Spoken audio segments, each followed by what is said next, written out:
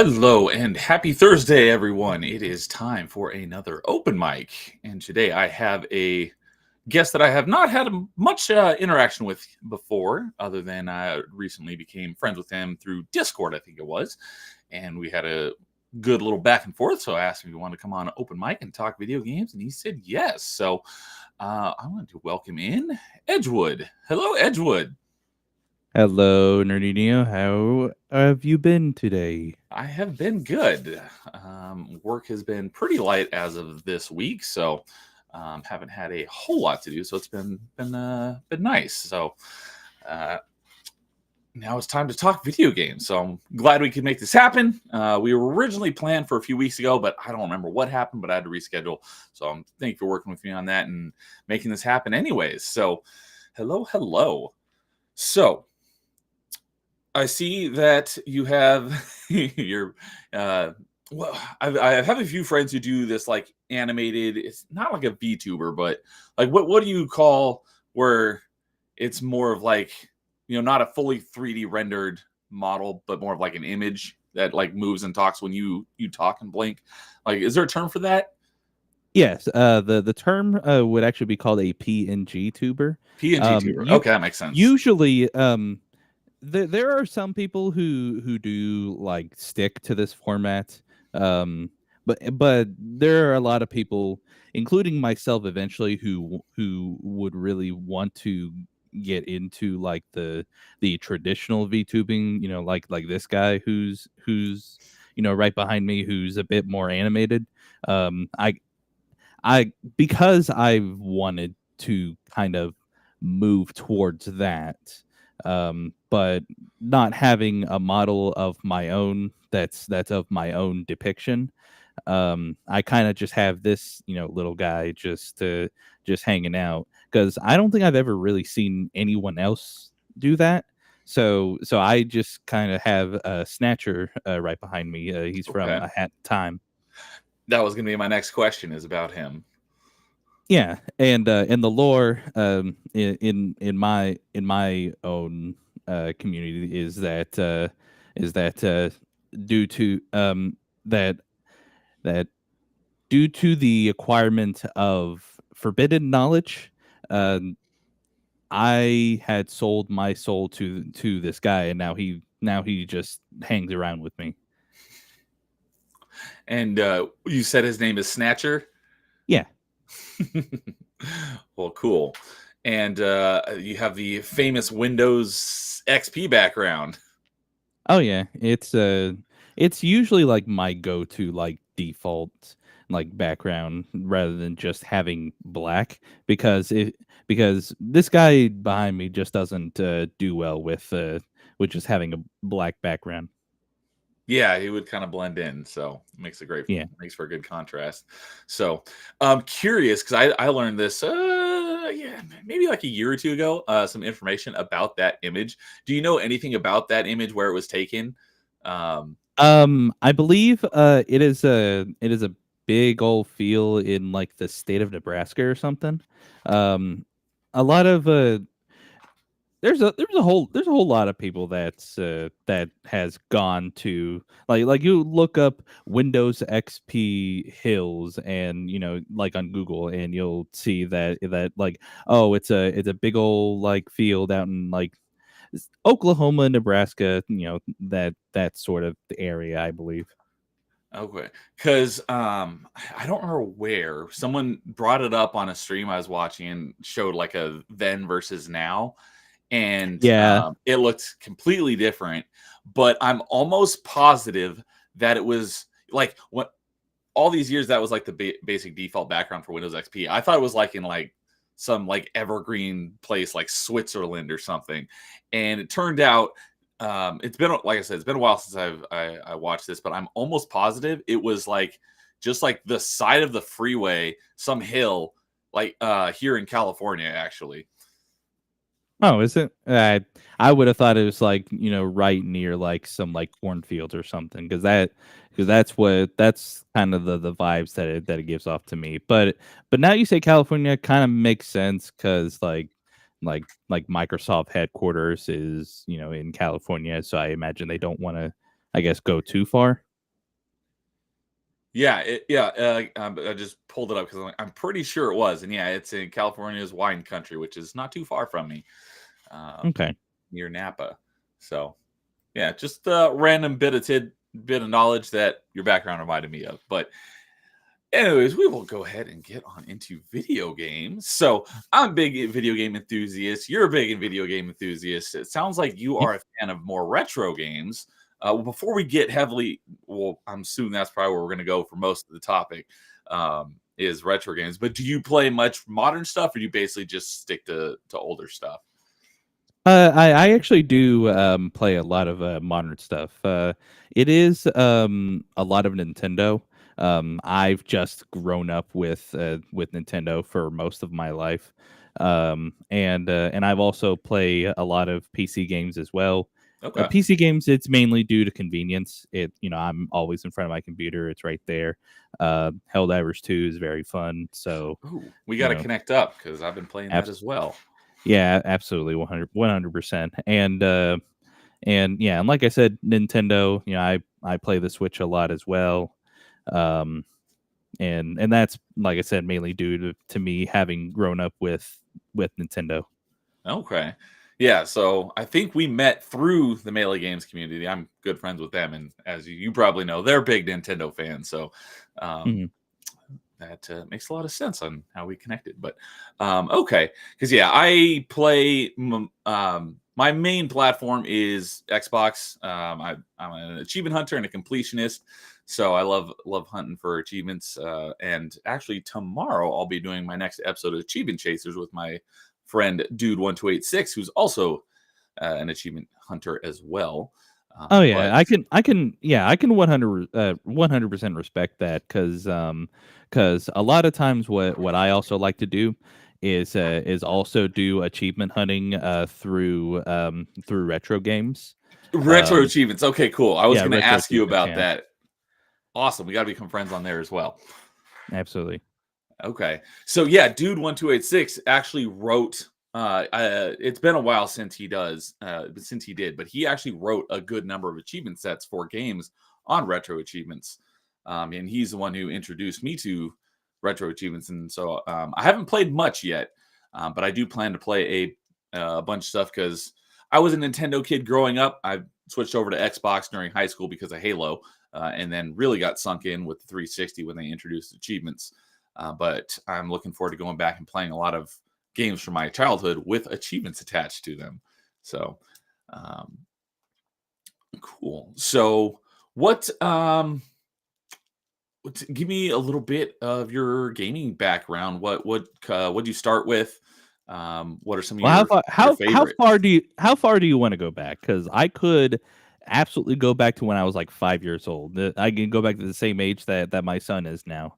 Okay. He just had his birthday a couple days ago. Oh, cool.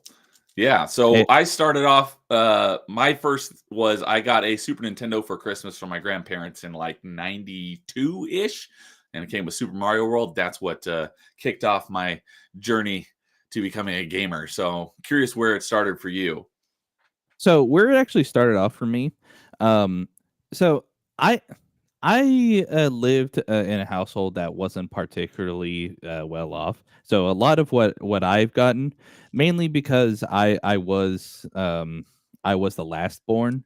I Okay. had mainly gotten hand me downs. So the first ever sort of console, anything handheld or otherwise, was the original DMG Game Boy, and the first game that I ever played was Mario Land 2: The Six Golden Coins. Okay. That was my first ever game. And I could probably tell you like for every console, which was like my first game that I've ever played, which going from the original to the original NES, because that was like the next thing that was handed down to me. It was actually Mario 3. So Oh, okay. I played Mario 3 before ever playing 2 or 1. I don't think growing up we ever had to. Um I because I remember playing 2 way later. Okay. Yeah, and and I think I remember playing Mario 1 because it was the game that that all Nintendos came with. Yeah. Was was Super Mario, because I think it was a combined cartridge, if I'm not It mistaken, was with Duck Hunt, um right? with Duck Hunt, yeah. Okay. I was like, I think it was one cartridge for both games, but I never Yeah. had an NES. I only played one over at a friend's house a couple times, so I wasn't 100% sure. Did you do Duck Hunt as well, or did you Yeah. not have a Oh zapper? yeah. Oh no, we had a gray zapper. So it was like a so it was like an early Nintendo thing. Okay. Yeah, I always thought the Duck Hunt thing was cool, and that's Oh yeah. I've mentioned it a couple times, but it's kind of that's a genre that would I think should totally make a comeback is the light gun games. So I don't know what it is, but I've heard that has something to do with the difference between CRT TVs and modern LCD plasma, whatever they use now, makes So it not possible or something. But so it's I kind of can a bummer that that genre died. yeah, I can give you an explanation on how like Zapper games in general, like how they work. Like no Okay. matter if you go into an arcade or if you play it at home, essentially how Zapper games work. Um if you ever seen slowed footage of how a CRT TV like actually works or actually renders out a picture, it like renders from left to right, top to bottom, Hmm. rather than like an LCD or like a plasma where it just kind of uh like pulsate. If I think that's the word. With CRTs, it scans from left and right, up and down. So with those passing scans, if you notice, whenever like you pull the trigger of a zapper, it like flashes like a white dot, Hmm. and that I remember white that. dot it and that white dot is what that zapper like the zapper sensor in the gun detects, and if it detects that, that's when that information goes back to the console and then registers a hit. Okay, so it's actually basically the gun that's doing the scanning and not something in the TV. The gun does like the detecting, and then if it detects a white pixel, then it sends that information back to the console that says that it had hit. Okay. I was always thinking it was more of the other way around with the TV doing something, It, and that's why we can't do it anymore. But that makes a little more sense. and I mean, yeah, it also has to do with the TV as well because of how the CRT like scans the picture. It's very much a different kind of light source when you're also dealing with when you're dealing with like a flat, plasma screen, because it's not the same kind of light source. Okay. But yeah, I think light gun games should make a return. I I have a I have a lot of great memories playing light gun games in the arcades. The original like two House of the Dead games are very fun. Um, the Silent Scope games are very good. The- Um, what else? There, Uh, there are a whole lot. There are a whole lot others. I just can't think of it from the top of my head. I know there's like this wasn't like Virtua Cop one? yeah, Virtual Cop. That's right. That's right. I was about to say there's like this like police shooter game. Oh Is yeah, it's Virtual Cop. yeah. Yeah. Oh, okay. I'm thinking of a different one because I remember because I never really spent much time in the arcade because it was arcades being a big thing was just a little bit before my time. Um, but I do remember once home console gaming was a big thing. I remember seeing a police light gun shooter arcade at my movie theater that had like all these sensors around, and you actually did the moving around rather than like a lot of the times, you have like a pedal or something that ducks your character behind cover or something. You actually had to move around yourself, which was kind of cool. But I never played it because I never really did arcades. But that seemed really cool, and I always wanted to do the silent scopes because having that like sniper rifle looked really cool. But I never really played that one either. But I always liked Yeah, the idea of light gun shooter games. yeah. My sister really liked the arcade Silent Scope game so much that she ended up getting the Silent Scope game for PlayStation 2. Okay, Because apparently, I guess there are a couple of the Silent Scope games like were released for PlayStation 2 as well. cool. Um, yeah. So, what's up, Vanquish? My Hey, good buddy. Good, Vanquish.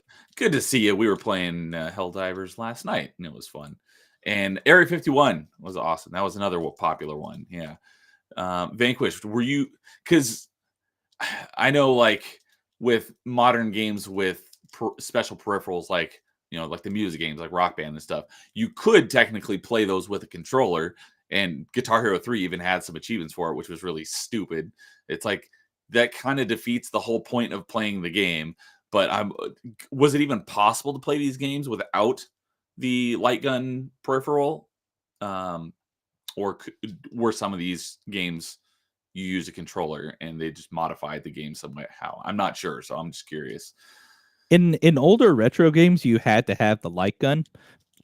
Um, in like the more modern, like sort of on rail shooters, utilize like a reticle where you can control and shoot. I have House of the Dead remake on my Switch, and Okay. and you can choose to like use the motion controls to like move around the cursor and shoot, or you can use the control stick to move around the cursor and shoot. um um for Christmas, I had gotten a couple of like gun attachments for my Joy-Con to like play it like it's a light gun shooter, and I had a lot of fun playing it like that. Okay, cool. Because I don't have a Switch, so I didn't know that there even were light gun shooters like that still around. So, like, I know it was a thing on Wii because that made it really easy since you had, basically the Yeah, whole thing was based on House of the that. Dead, House of the Dead 2 and 3. The for Wii, it's House of the Dead 2 and 3.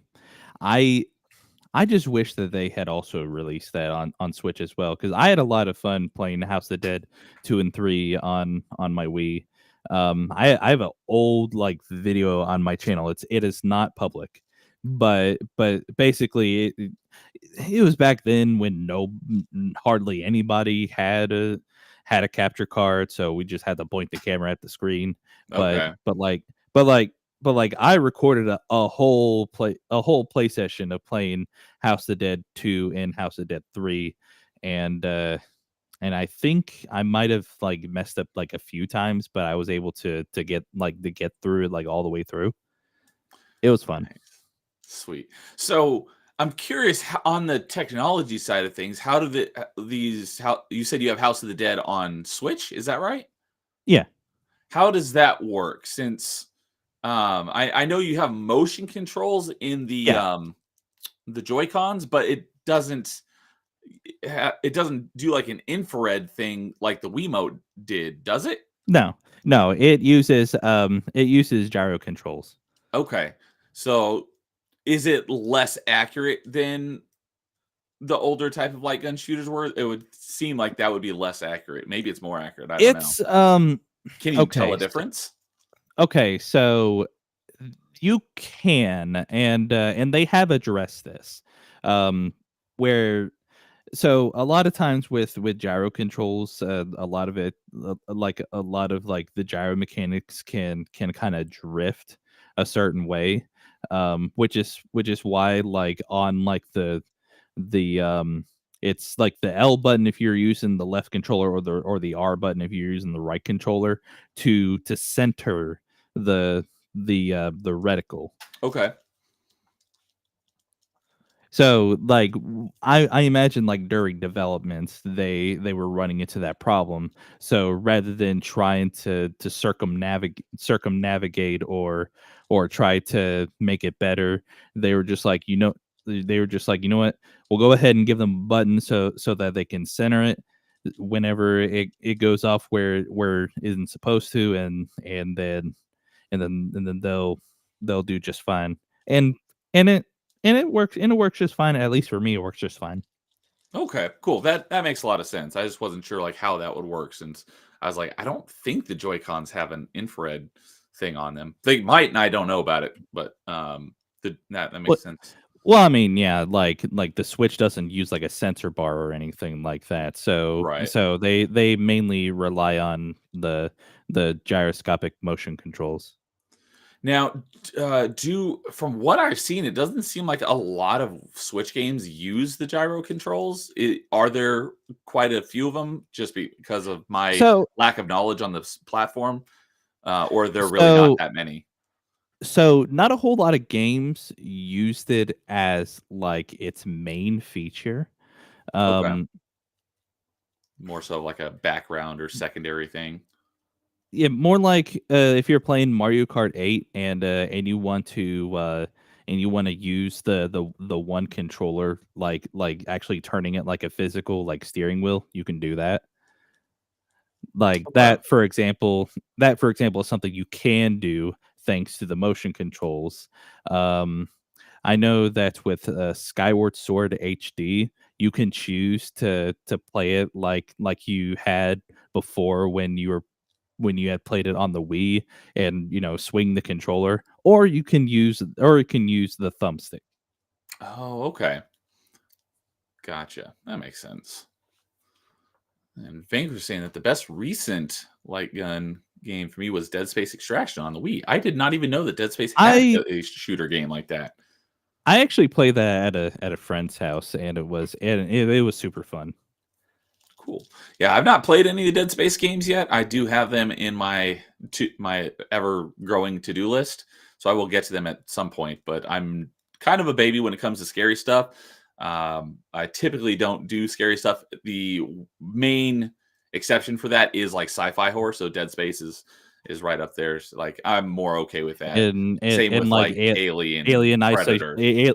Alien Isolation, yeah, it's That one very good. I've heard it's good, especially in VR. I think it's like one of the most terrifying games I've ever heard of. But I'm definitely not going to play that one. But I will definitely give Dead Space a shot. Well, I'll definitely have to play Alien Isolation at some point because my granted, I haven't streamed in a while. That's because I've been spending time like with my family.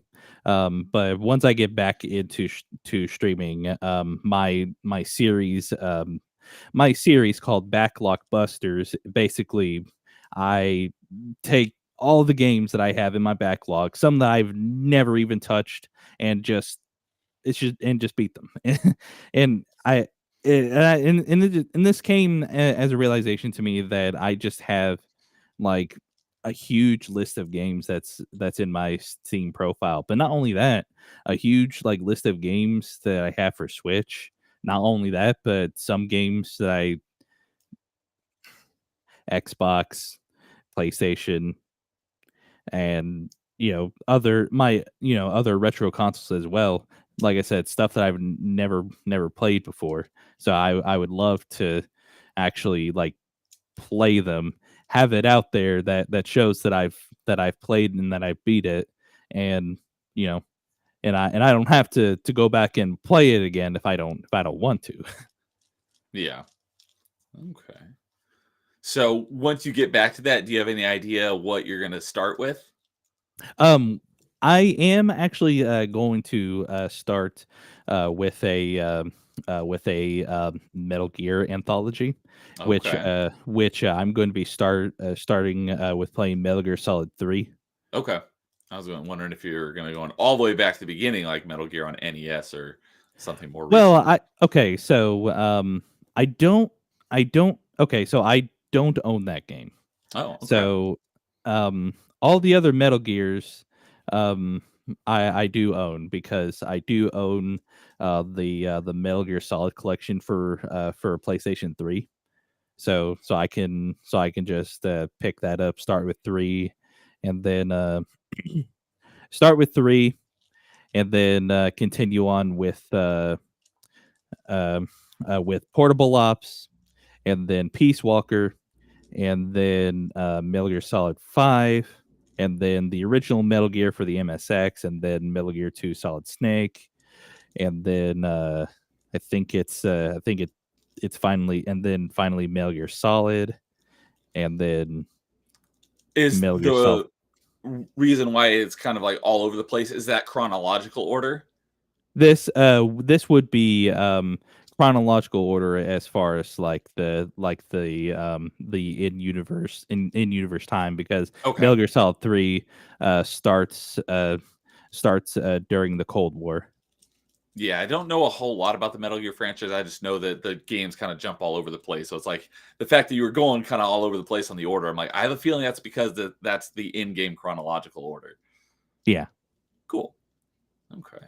Yeah, the only Metal Gear game I played is because I'm a big fan of hack and slash, is Metal Gear Rising Revenge, which I know is like That's an asterisk. well, I mean, Not and really a Metal in Gear game. I count it because it's Raiden, and that obviously takes place at the very end Of the timeline of in Yeah. universe from all the games that have come out. Yeah. Okay. Yeah, I bought it. I think I bought it like right when it came out, and I played it once, and I haven't. It's one of those games where I played once, and I've been meaning to go back to it because I only got like 40% of the achievement, so I have a lot still to do. I just have not gone back to it yet, and that's been like a long time. It's probably been over.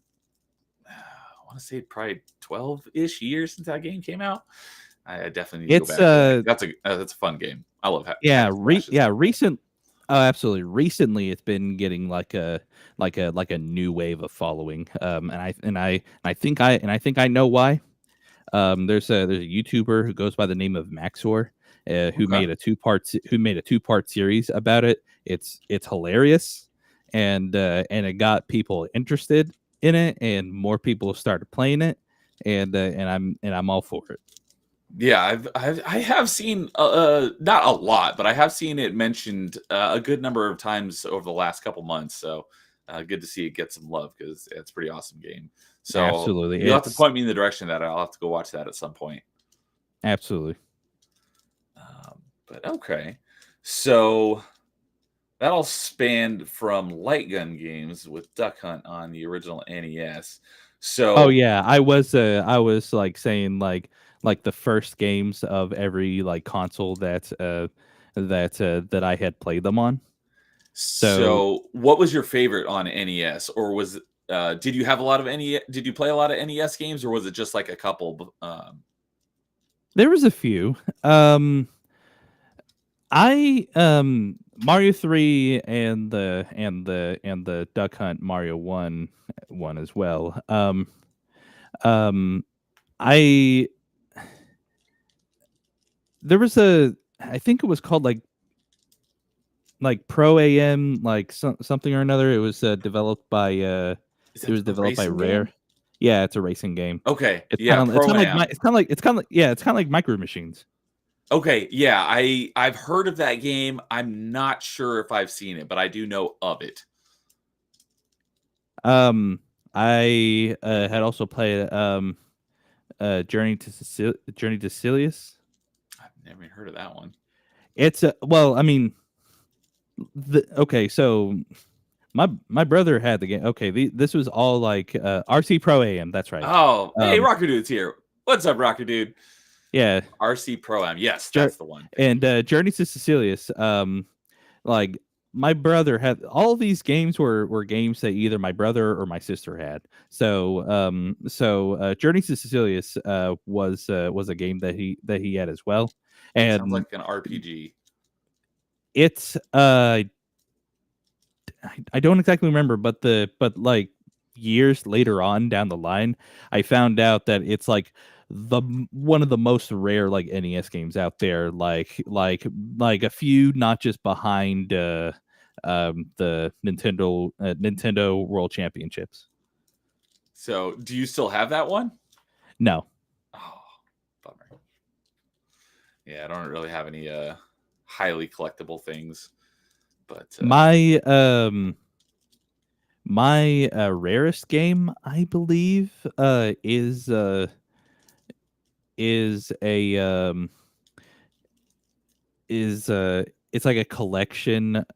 It's for the Wii. It's a collection of the Metroid Prime games. oh, the Metroid Um, Prime trilogy. I always wanted to get that, and then I didn't, and then I was like, I'll get it later, and now it's not insanely expensive, but it is expensive enough that I'm like, hopefully they'll do a remaster of it on Switch because I do plan to get a Switch at some point.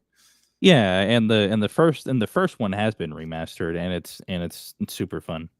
Yeah, I loved so Metroidvanias is like my genre of speciality.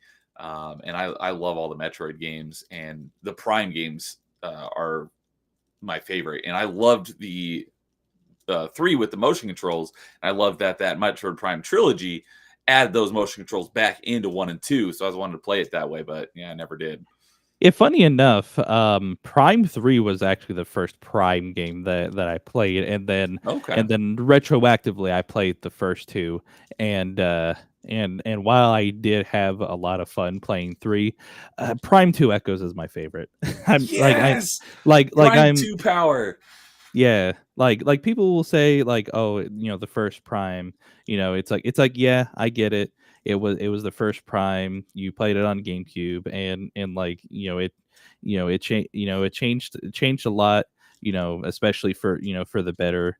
I can absolutely respect like the whole like the atmosphere, of it all. I mean, it's not like Prime 2 didn't have like a whole lot of like atmospheric sort of settings, and I just think that Prime 2 mixed like the whole like ambience and the music and and like there's a certain flow that Prime 2 like had when it came to its gameplay, and at, not so much a flow where it feels like it's too linear, but more like a flow where it's just like you have an awareness of like where you're going, and like like where you would need to go next, if that makes sense. Yeah.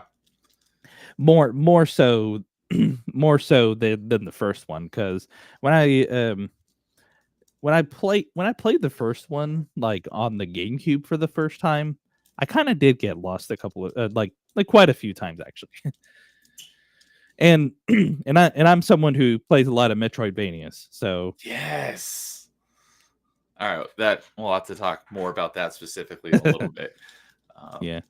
But yeah, I know what you're talking about. So, and one of my good buddies, I'm not sure if you've talked to him before, but Angry Canadian, he's a big fan of Metroid Prime 2 as well, because Metroid Prime 2 it is regarded by a lot of people. I don't know if the worst in the Prime trilogy, and that's not saying it's bad, because I think most people consider all 3 games to be good games. But I think most people consider the first one the best. But I was a big fan of 2, and Angry Canadian is as well. Um, There's just a like I think I'm just personally more of a fan of like of the not only like the flow of the gameplay, but also the atmosphere, and also like the visuals of like the phase on like yeah, like I like the phase on in the third one as well, but like there was something that was very like impactful about Prime Two's phase on that's I don't know, kind of feels like it's like a how do I explain it? Okay, so I'm trying to even if you've remember. ever if you've ever seen like the beginning of like the first part of The Last of Us, where it kind of has like this visual of how like the like the fungal parasite infection thing. It's like it's that same kind of like With are you talking about the Ing in Prime 2, the primary antagonist? um Because I see where you're I going think with. I think so, but it's like but it's just the concept of the phazon, just like this infectious sort of like thing that that kind of it it in a in a fantasy sort of setting, it does kind of tickle my brain because because the because I guess to you, like for Halo, it's kind of like The um Flood. the flood, yeah, Yeah. and like how like they got infected, and that was kind of like my favorite part in Halo 4. What was the flood? Okay. Yeah. I don't. A lot of people hate on Halo 4. I don't really understand the hate for Halo 4. I thought it was perfectly fine. I Oh understand it for yeah, 5, but for 4, I was like, I mean, I don't I think it's never as played good as 5. the original 3, but I don't think 4 was bad by any means. Oh no, uh I think I spent the most amount of time in multiplayer in Halo 4 actually. I was just thinking about it today on which, because I'm not big on playing PvP multiplayer games. I like single player and I like co-op stuff. I did play back in the heyday of the 360. I did play a good chunk of Halo 3 online and Halo Reach. I'm not sure I ever played 4 online, and I don't think I ever played 5 online. A lot of the As far as I understood, a lot of like the game modes like in in the multiplayer did carry over from the first 3, and I ended up like playing a lot of them, like the like with the flood, the infected mode. Um I played a lot of that. I played That was a fun obviously game type. yeah, um what what was that? What was it called? Like Griffball, I I think it was was called. just gonna say Griffball was my favorite game mode when it was brand new because it spawned from Red versus Blue. If you are you familiar with Red versus Blue at all? Yeah, rest in peace. Yeah, That's all I gotta say. because whoever has the ball turns orange, and that's Griff is orange, so that's where Right. Griffball came from. But when it was like a brand new thing, I was actually in like the official Griffball league, and my team, I think we made it to semifinals. We did really good. We actually like held practices and stuff. It was so much fun. I loved Griffball. And that was made possible because of Halo 3's Forge mode. So Oh yeah. I loved Griffball. But yeah, they've really. I don't know about 5 because I didn't touch five's multiplayer like at all. But I know Oh, as I've never played 5. but I know in the multiplayer front because like I said, they introduced Forge in 3. They made it even better in Reach. And they made it better in 4. I think they made it better in 5 and even better in Infinite, but I haven't played Infinite yet either, so I'm not sure. But I do know that is a big thing, and it does give a lot of life to the game. My favorite thing in Halo 3 was doing custom games. The thing that I hated was there was no way to search for custom games. You had to like find people to play with yourself. I think Infinite has a custom game search mode. So I may try to give Master that a the shot at Master some Chief point. collection, the Master Chief collection at the very least does. Okay, I have played Master Chief Collection, but I've done a little bit of multiplayer in Master Chief Collection, but like I said, I'm not big on PvP. But I just loved playing all sorts of wacky, crazy game modes that people come up with from Forge. But there was back in the day, there was no way to search for them. So, but what's up, Paul Hadouken? How's Hey, it Paul. going, buddy? Good to see you. Hope you're doing well. So, okay. So, yeah, I So don't. going yeah, Oh, going go ahead. going back. I was about to say going back to retro stuff, I guess. We were talking about retro consoles, right? Yeah. So I was wondering, of the NES era stuff, did you have a favorite? My favorite,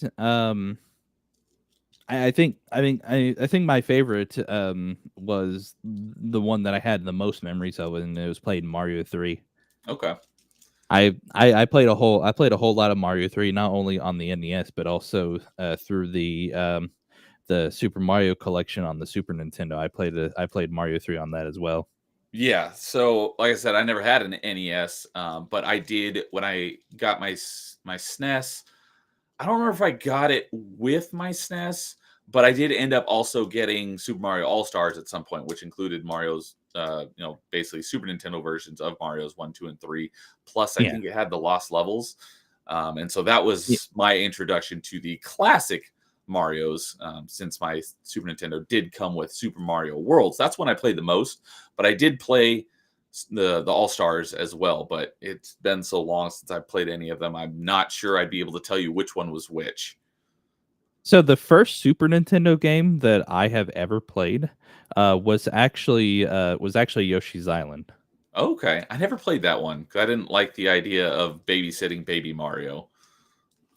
I think I think it was just me being younger that kind of, I guess, gravitated me towards playing a game like Yoshi. And plus, I don't know. I mean, later on, I did play the original Mario World as well, and then eventually playing all three of the Donkey Kong Country games. Yeah, that's my platformer of choice from that. Well, of the not, I would call those just strictly platformers, not action platformers. So of like the platformer genre, I'll take Donkey Kong over Mario any day. A game that my brother had rented, and not bought. I don't hardly ever remember games that going way back when, that my brother had rented actually, was Uniracers. Oh, I remember, that's a like, unicycle racing game, right? yes, I yes, it, always it was wanted called to rent it. Uniracers. I saw it in the store, but I never ended up playing it.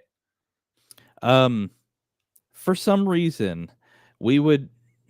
I mean, I say we, but I think I mostly watched my older sister and brother play it because it was a two-player sort of game, and I watched, like, and we stayed up for, like, God, like 5 in the morning sometimes, like, just trying to, like, not only race each other, but also do a whole bunch of, like front flip, back flips, and spins as well. And I swear they had more fun playing that than Super Mario Kart.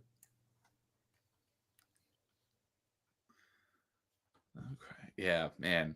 There were so many like unique games like of in that era that you don't really see a lot of stuff like that anymore. Clay Fighters. Yeah. I don't know if it was because it could I remember playing the N64 Clay Fighters that was Blockbuster exclusive. okay, yeah. Fighting games is not a genre that I really do much of, but I do remember that seeing that game. I thought that was kind of cool. The actually using animated clay things rather than rendering it in game. My older siblings would get in trouble because they would let me watch them play Mortal Kombat. Yeah, I know that is a popular one. Um, yeah, like I said, I never got into fighting games, so I never really played Mortal Kombat or Street Fighter or anything. But yeah, I am pretty well aware of Mortal Kombat's legacy.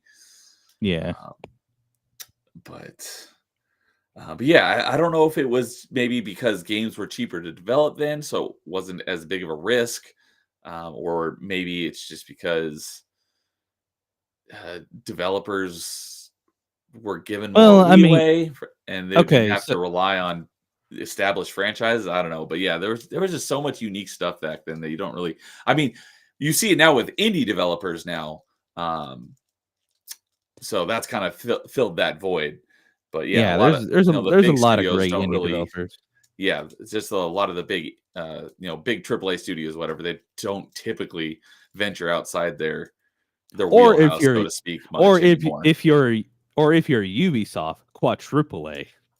Yeah, quadruple A with Skull and Bones. However, uh, yeah, that was a disaster. so pretentious. I do have to give Ubisoft some a little bit of a thumbs up though, because they have gone outside of their established formula a little bit a couple times recently. Most recently was the um, I don't even know if you'd call it a reboot, but it's been a long time since there's been a game in the franchise. Is the Prince of Persia game? I've heard nothing but great things about that game from people who have played it. The only stuff I've heard about, negative about it are from, you know, Prince of Persia diehards, which I'm not. Um, but that's coming more from a lore standpoint. But everyone who's actually played it says it's a really good game. I don't think it sold terribly well, which is unfortunate. It Are is you on referring sale right now. I was about to say, are you referring to the new side-scrolling Prince of Persia game where you don't Yeah, actually play as the prince but his assistant? yeah. You play as Sargon, That's and it's the Lost Crown. Oh, my point. You do not. sorry, you cut out there for a few seconds. What was that? Okay. I said that was my point of contention was that you don't actually play as the prince. Yeah, and that's why a lot of people were upset about that game when it got announced. But then, from everyone who actually ended up playing it, it's like, it's a really good game. And I've had a few people on my channel who have all played it. They've all said it's a really good game. I haven't played it yet, but I'm definitely looking forward to it. So, that and something that I have been playing recently. It's the game I'm kind of in the middle of right now. It's from a few years ago, but it's kind of a little bit of the Assassin's Creed formula, but kind of refreshed, and it didn't feel like an Assassin's Creed game. And I've liked it a lot, but unfortunately, it's also not getting a sequel because I don't think it did terribly well. But was Immortals: Phoenix Rising. I've had a lot of fun with the game, and another thing that Ubisoft kind of went outside of their typical bubble and made. So got to give them a little bit of props for that. I mean, I've heard some great things about that game. Yeah, it's just I've never see it talked about that much.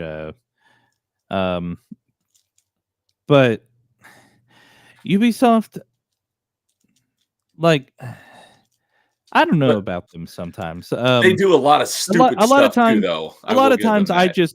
a lot of times I just kind of wish that they would just make a new Rayman game already, so that they can so that they can at least stockpile on some more cash if they're really hurting that bad. I was just talking to someone in Discord a day or two ago, um, because I was talking about Immortals: Phoenix Rising on Rocker Dude. Well, I mean, he's not on the podcast anymore, but he started it. Uh, Yeah. and someone was mentioned Rayman, and I've never actually played any of the Rayman games, but I've heard that they are good platformers, and a lot of people really like the Rayman games. A lot of most people's nostalgia for Rayman comes a lot of most people who are familiar with Rayman have not played the original the original like side scrolling platformer. Mainly people have played I believe it's Rayman 2 where it's more like a 3D environment. And Okay, that's what and that's the one that I'm most familiar with because it had also released on the N64 as well. okay, yeah, I do know that there was one on this N64, but I never did play it. But I do know that Rayman is responsible for the rabbits, which I know a lot of people have a love or hate relationship with them. I've had a lot of fun playing the Rabbids RTS game. And I am not a Okay. fan of I'm not a fan of RTS games. I suck at them, but I did have fun playing the Rabbids game. Yeah, that's the more of like a tactical shooter game, right? Is It's that like the a one it's with Mario and the yeah, crew? it's Okay. yeah. I've heard It's that that's a good game. it is a good game, and it's I guess it would be more closer to compare it to XCOM. something. Yes, but for the more Nintendo savvy, it would be like Fire Emblem. Oh, okay. Yeah, I don't know. The only thing I know about Fire Emblem are the characters that have made it into Smash Bros. Yeah, the Fire Emblem games are a they're it's a strategic like a strategic like top down sort of like Final Fantasy Tactics sort of game. Yeah, yeah, I know a lot. That's a big franchise. A lot of people love it, but yeah, I just strategy games are also not something that I've ever been a huge fan of.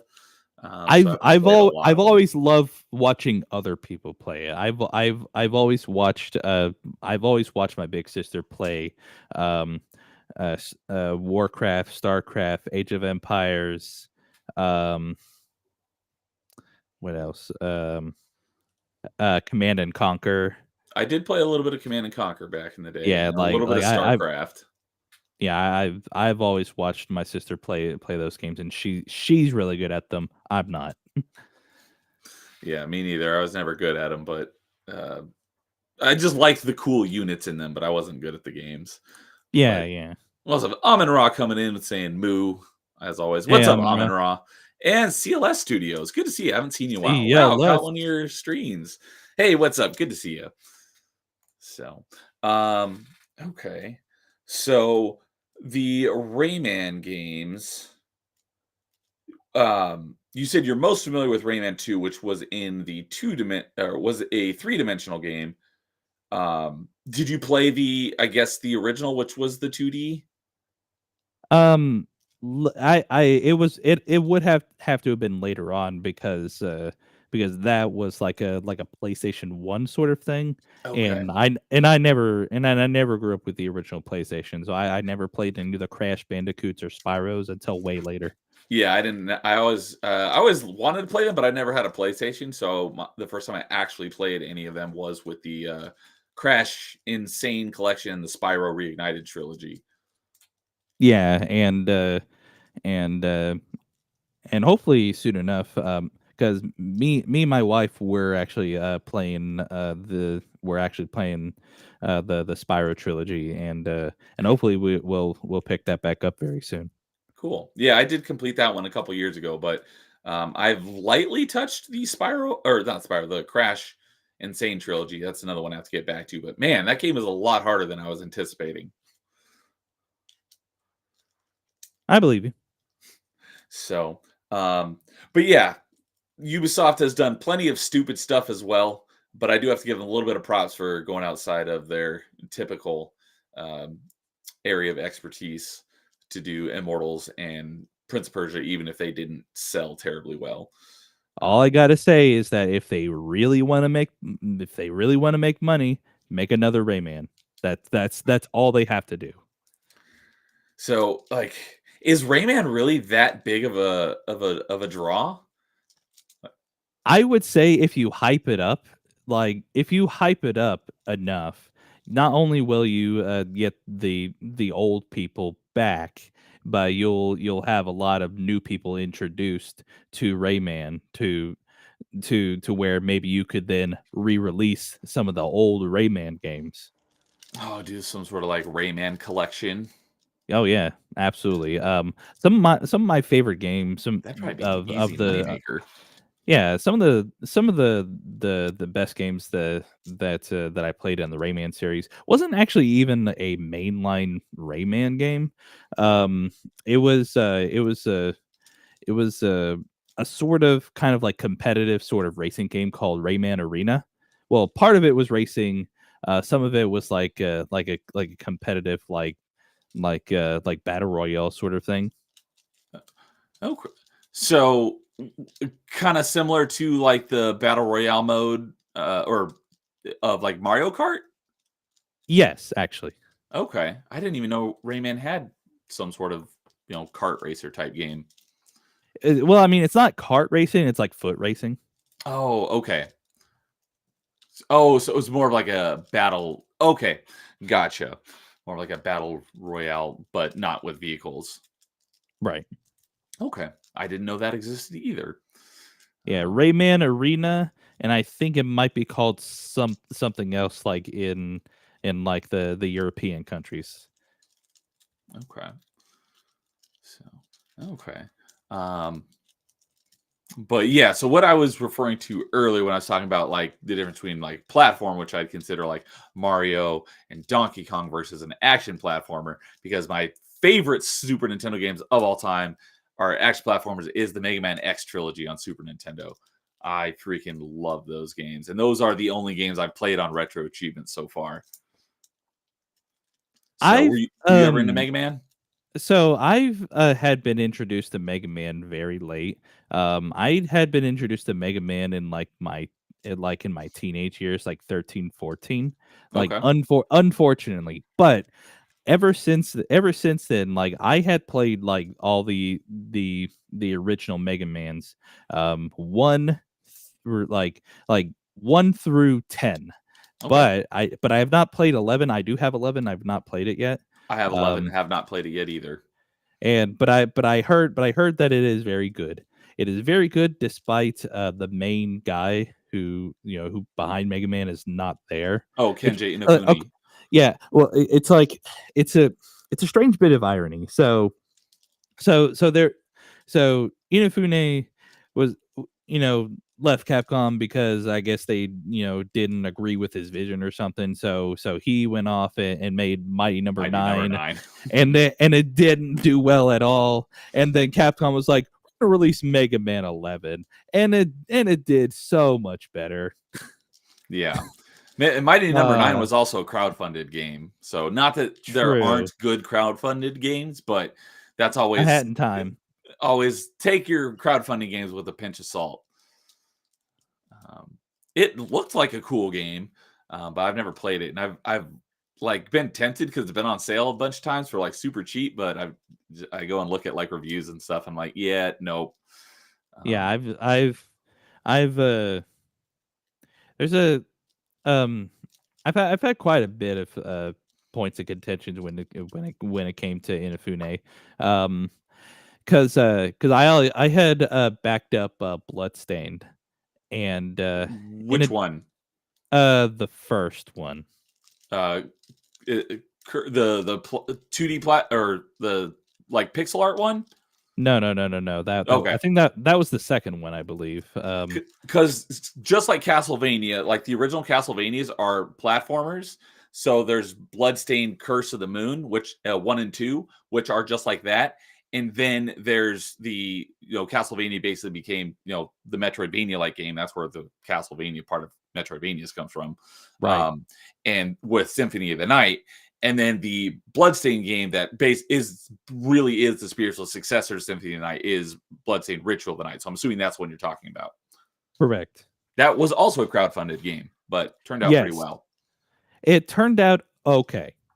The thing about that is that I had specifically crowdfunded to get my copy on the Switch, Okay. and I did, I got everything like the special like book that it came with, and like that's all great and fantastic.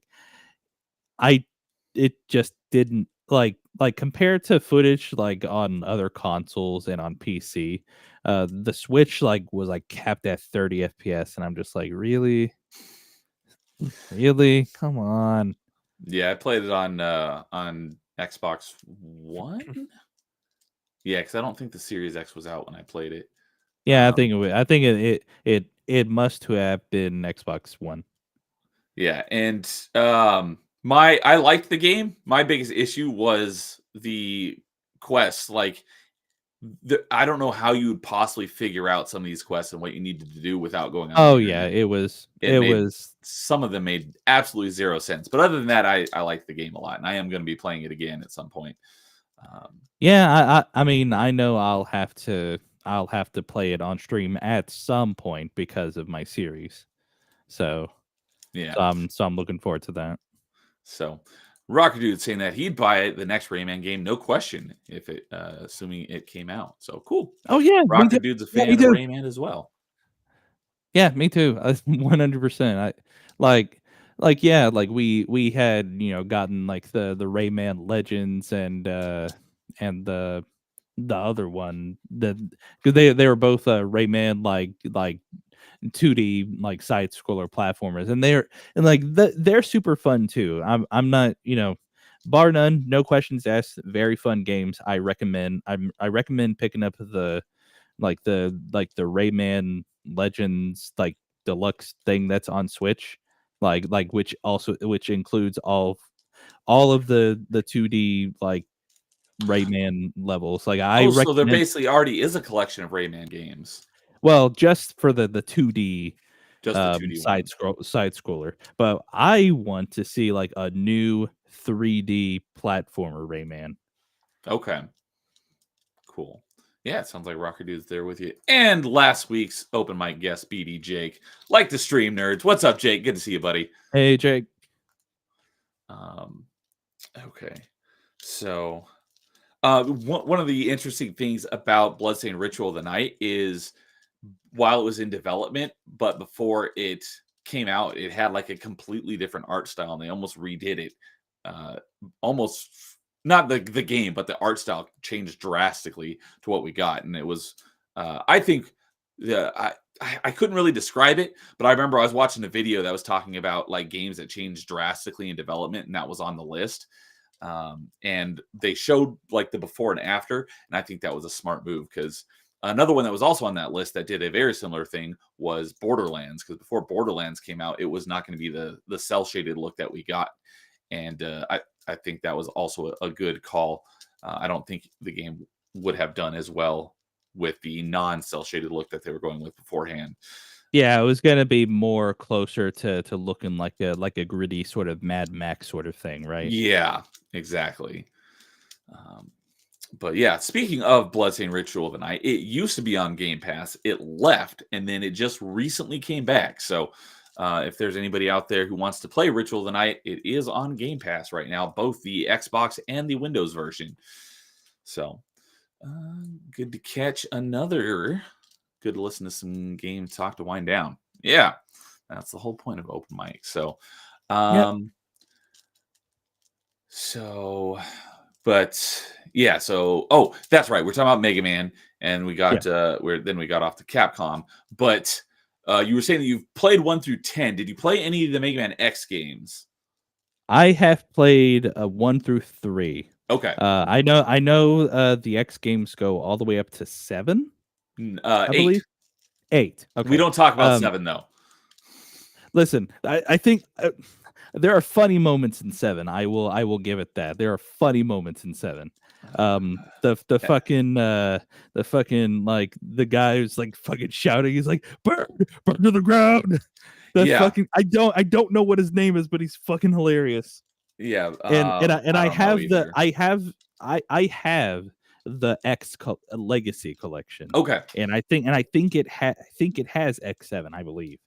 Yeah, so the X Legacy Collection 1 is Mega Man X's 1 through 4, and the X Legacy Collection 2 is Mega Man X5 through X8.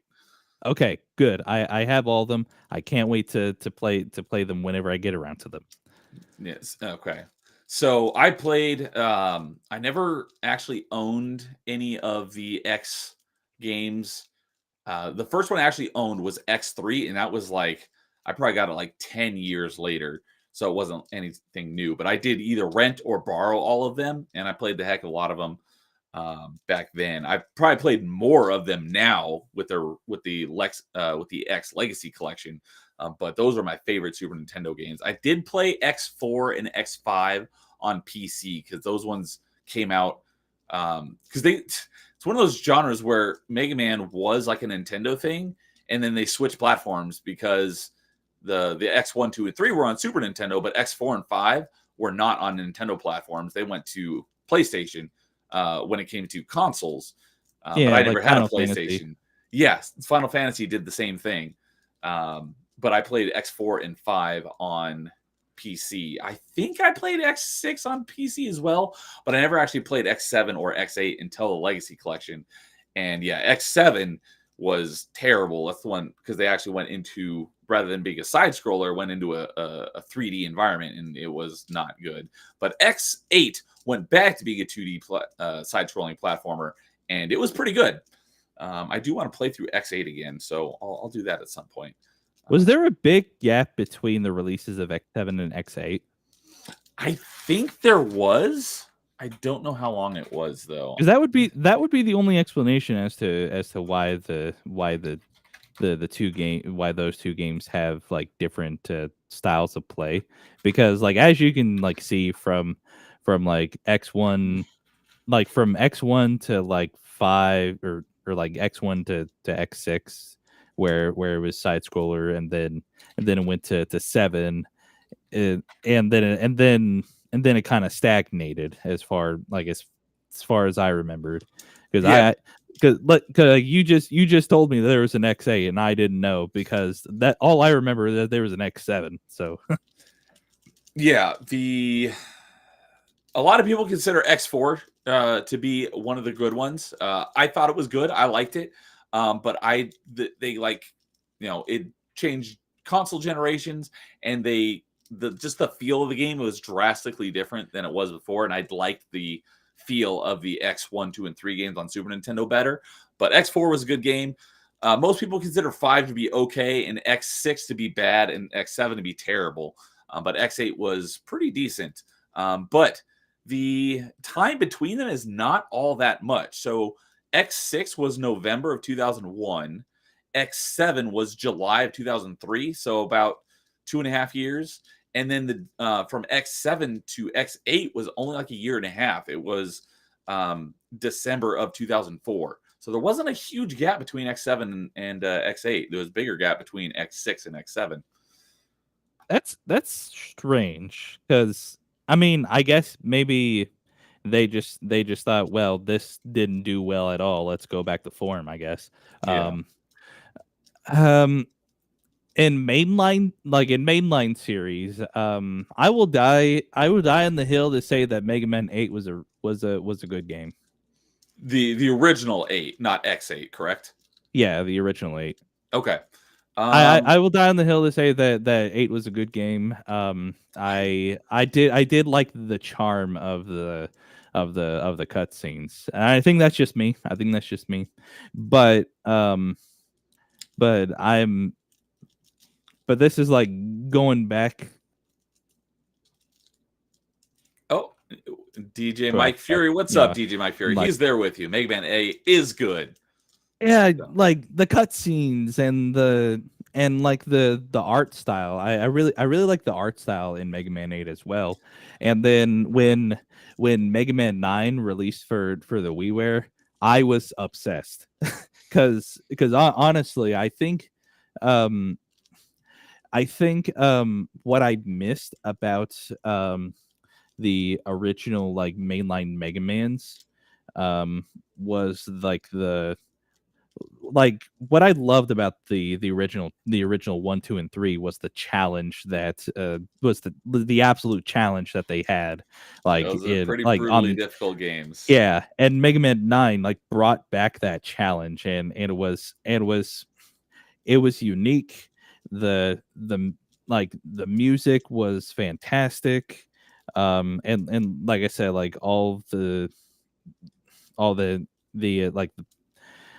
like there's big enemies, small enemies, like they're like each and every one of them you had to figure out how to basically imagine playing Dark Souls, and you have to figure out, how to defeat each and every single one of those enemies. It was kind of like that, where like you go to I believe it was Concrete Man stage, and then there's like this big old elephant who throws the ball, and then there's like another elephant, but they bounce the ball, and it was really fun. I really like the bosses as well. It introduced Mermaid Woman, Oh yeah, which that's right. I think is like, in as far as a mainline series Mega Man game, was like the first woman I think so. robot master. which Yeah. which I thought was very cool. Concrete Man was very good. Um, I think there's also Galaxy Man. Uh, I do man, remember there was a Galaxy Man, but I don't know if that was 9 or 10. it was 9. Okay. And 10 was it was developed by the same people who made 9, Yeah. and they made that even harder. And then from what Mega Man 11 looks, it looks like a kind of like Mega Man 8 sort of deal. Yeah, so because Mega Man 1 through 6 were NES games, Mega Man 7 and 8 were Super Nintendo games, but then with 9 and 10, they went back to the classic NES art style. Um, so I've played them all as part of the Legacy Collection, but I don't even remember 8. I'd have to go back and look at it. I remember playing 7, but I literally remember nothing about 8. I will forever defend 8.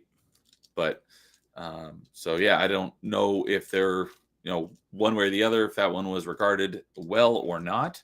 But Oh, Mega Man 8 wasn't regarded well, it wasn't regarded very well, okay, because of the a lot of what people like to criticize is like at the very beginning, you'll have roll, interrupt you like every few steps, and it's like, I mean, yeah, it's the very beginning, it's the tutorial. They have to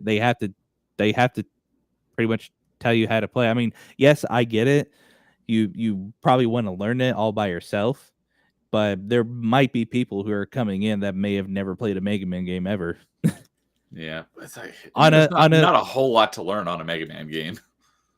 Yeah, So but I mean still. DJ Mike Fury is I saying that the most annoying thing that he didn't like about Mega Man 8 was how they made Dr. Light sound like Elmer Fudd. that was Hello, the I'm best. Dr. What are Wywee. you talking about? That was the best. What are you Or talking about? Dr. Light. Yeah, we got to Yeah, stop Dr. Doctor Light. Wywee. That was the best. What are you I'm talking about? hunting robot masters. That is that was the funniest thing ever. Like, oh my god. Um, but you want to talk to me about trying to figure things out as like each as each series goes on. Speaking of Capcom, having played every single Ace Attorney series, where every time you go to the beginning, they always have to give you the tutorial just in case if you haven't played any of the other Ace Attorney games. Why would you ever want to play going all the way back to the first game? Why do you have to start at Dual Destinies? So, how many Why Ace not? Attorney games are there? Are there a lot of them? There are, let me see. There are I've never one, played two, any of them, one, but two, I three, four. I know I've seen Ace Attorney, and I There know are objection. there are 6 mainline games, Okay, and there are 4 spin-offs. okay, No, five spin-offs. that's probably what I figured. I thought I thought maybe there was like a ton more that I didn't know about. So the first 3 Phoenix Wright games, it's Phoenix Wright Ace Attorney, um, and then there's Trials and Tribulations, and then there's crap. I'm having a brain fart right now. You can make Justice up a for all. name and Justice for all. okay, I so you think can and make I up a think I, name and it would sound good to me. and then the fourth one was Apollo Justice Ace Attorney, and then the fifth one was Phoenix Wright Ace Attorney Dual Destinies, and then Phoenix Wright Ace Attorney Spirit of Justice. And then the 5 spin-off games are Phoenix Wright versus Professor Layton. I've heard of that Um, one. and then there's Miles Edgeworth Investigations 1 and 2. and then there's the Great Ace Attorney uh, 1 and the Great Ace Attorney 2, the Resolve of of Ryunosuke Naruto. Yeah, Okay. and those are all the Ace Attorney games so And far. sounds like you've played them all. Is that I have played them all. okay? So, would you say that's one of your favorite franchises then? Oh yeah, absolutely, 100%. Okay, cool. So, um, so yeah, for Super Nintendo. So yeah, so my favorite Super Nintendo games were the Mega Man X's 1, 2, and 3. X3 in particular is my personal favorite of those. What would you say your favorite Super Nintendo game was? Oh, that's a good question. 'Cause there was a lot of good ones. There was Contra 3, the Alien Wars. Um, there was the original Star Fox. There was I told you about growing up, like watching my brother and sister play Uniracers. I played Yoshi's Island, and then eventually I played Mario World. Um, I um yeah, I remember watching my brother play Mortal Kombat 2. Um, Let me think. There was Super Metroid. Yeah, there's that one too. Um, what else? That's the next game I'm going to be doing on retro achievements. I don't know when I'm going to get around to it, but I played it once on an emulator 15 plus years ago, so I really need to play Super Metroid again. Um, another series that actually I would like to get to it once we get to the Nintendo 64 part of the conversation, because DJ Mike Fury, mentioned about Zelda, which is, like I said, is something that I would like to return to once we get to the N64. That's probably my go-to for SNES as well. Super Metroid. Good picks. Good picks. And yes, Yeah. the Mega Man X boss select music. And there's so much good music in the Mega Man X. Oh yeah, 100%. And while we're at it, And what's up, Bliss? Good to see you, buddy. hey, Bliss. But yeah, as far as Super Nintendo games go, yeah, the Donkey I, Kong Country games as well. I think that goes without saying. yeah, I know as a lot of people consider the Super Nintendo like their favorite console of all time. So narrowing it down to a single favorite can be tough for people. There's just a lot of great games for it. What can you say? Yeah. So, but yeah, so we'll go ahead and 64. What do you want to get into on 64 Zelda related? Okay, so Zelda related, I started off my first Zelda game being Ocarina of Time on the N64. Yes, I do know that that's like a point of like, yes, best, one of the best Zelda games all time. I don't think it's my favorite out of the two N64 ones. I think my favorite one will always be Majora's Mask. Okay. Um, but Ocarina of Time was how, like, I would imagine most people around my age actually would probably started with the Zelda series. Through there, um, I was, I had played the original Zelda on the NES, and then played Link to the Past, and then somewhere in between, I had played Zelda. Uh, um, I had played Link's Awakening DX on my Game Boy Color. Um, so yeah, somewhere along the lines there, and then once all the other Zelda games came out after that, I did play those. The the Wind Wakers, the Twilight Princess, the Skyward Sword. You know, all of them going forward. I've played them as they came out. Yeah, there's a couple that I missed, but similar. We just had not too long ago. I have a series on my channel called Top Five, where we have a panel of people on. We rank our top five of whatever, and we recently did top five Zelda games. And so I played a little bit of the NES Zelda at a friend's house, but I never really got into it. My first like more than just a couple minutes was Ocarina of Time over at another friend's house. But I still wasn't really into it until I got Link's Awakening DX and a Game Boy for my birthday one year. And that was what really got me into Zelda. And then I went back and gave Ocarina of Time a try after I really liked Link's Awakening. And then I fell in love with that. And Ocarina of Time is my favorite Zelda. So yeah, excellent game. I mean, yeah, I can respect that absolutely 100%. I do have a few good memories when it came to Ocarina of Time. I remember having played it for the first time. I couldn't go to the spirit temple, nor could I go to the bottom of the well by myself. It would have not the Shadow it would Temple, because that was Shadow, way yeah, no, creepier. yeah, Shadow Temple. I Okay, meant to say Shadow Temple. yeah, those parts were For some reason, creepy.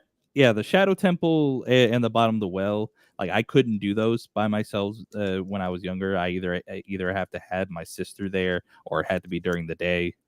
Like I couldn't, like I just couldn't do it. I know exactly what you mean.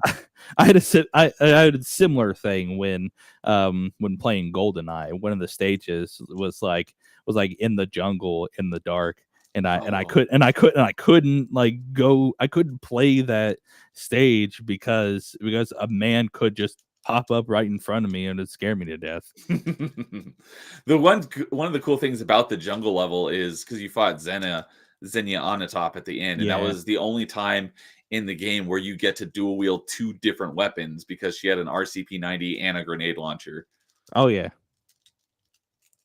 Um, but DJ Mike is saying that one of the best Zeldas has to be the sequel to Link to the Past, Link Between Worlds. They need to port it to 3DS or Switch for others to play. That was mentioned a number of times on our top 5 Zelda stream. That seems to be a popular one that is basically trapped on the 3DS because they haven't ported it forward. Yeah, similar to Super Metroid, where I'd never actually played it until a couple decades later on an emulator. I never played Link to the Past until decades later on an emulator. So that's another one that I need to play again because I only played it the one time forever ago. Yeah, absolutely.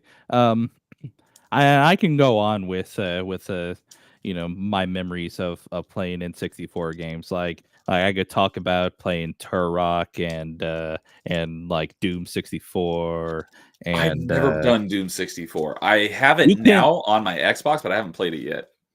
yeah, I was about to say what you can do is you can like download like GZ Doom and someone has like the mod and the map packs and you can basically play it on PC just like how you would play it on the N64, like someone like recreated all the maps and everything.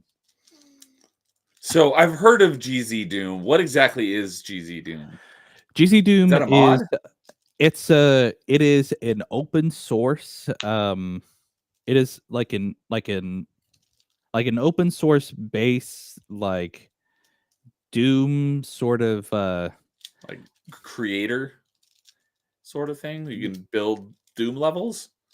it's a you don't use it to create, you use it to play creations. Okay, so it's more of like a Doom launcher, like Steam, but for just Abs- Doom stuff. yeah, and it's completely open source Okay. and what you can do is that if you have like if you like bought like the original Doom 2 like on Steam, you can take like the .wad files from that and then like have GC Doom open that. Like you can play that and you can like through like other mods like Brutal Doom and like a bunch of other mods you can pretty much play like the two original Dooms like however you want essentially. Okay. Gotcha.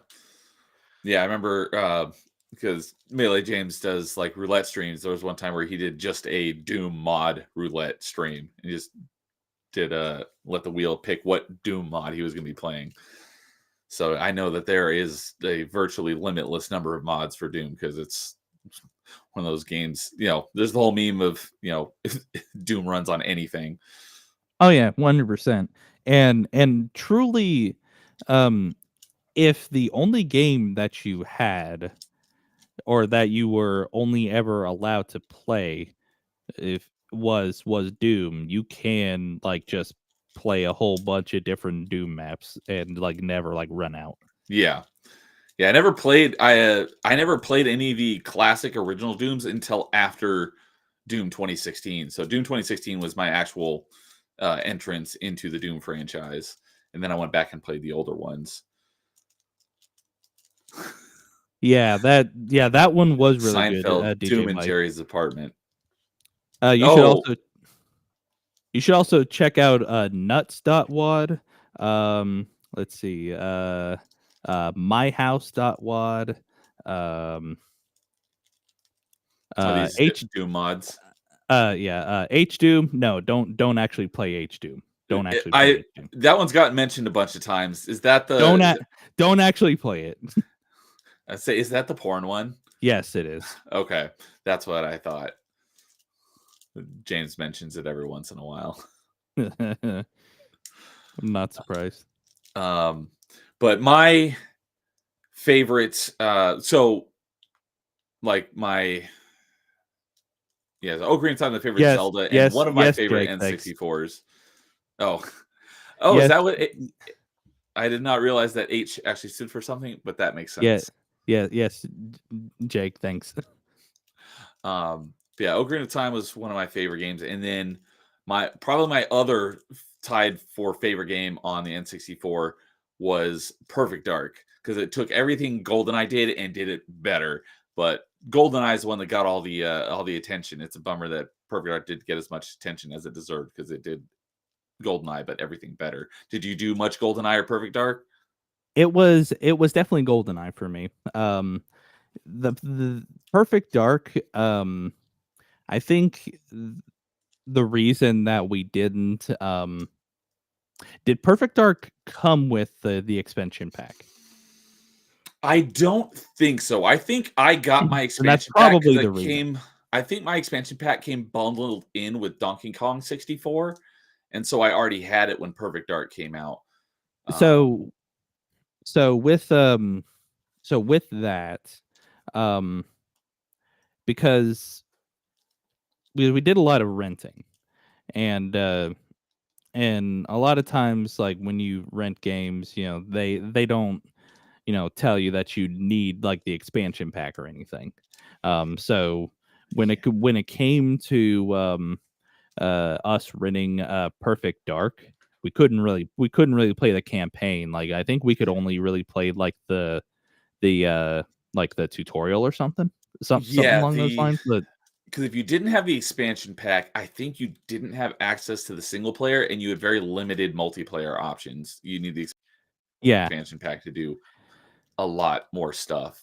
But fortunately, I never ran into that, so I don't know exactly what you could or couldn't do. But yeah, if you didn't have the expansion pack, you were definitely very limited. Yeah, and we didn't get the expansion pack until we either got DK64 or Majora's Mask.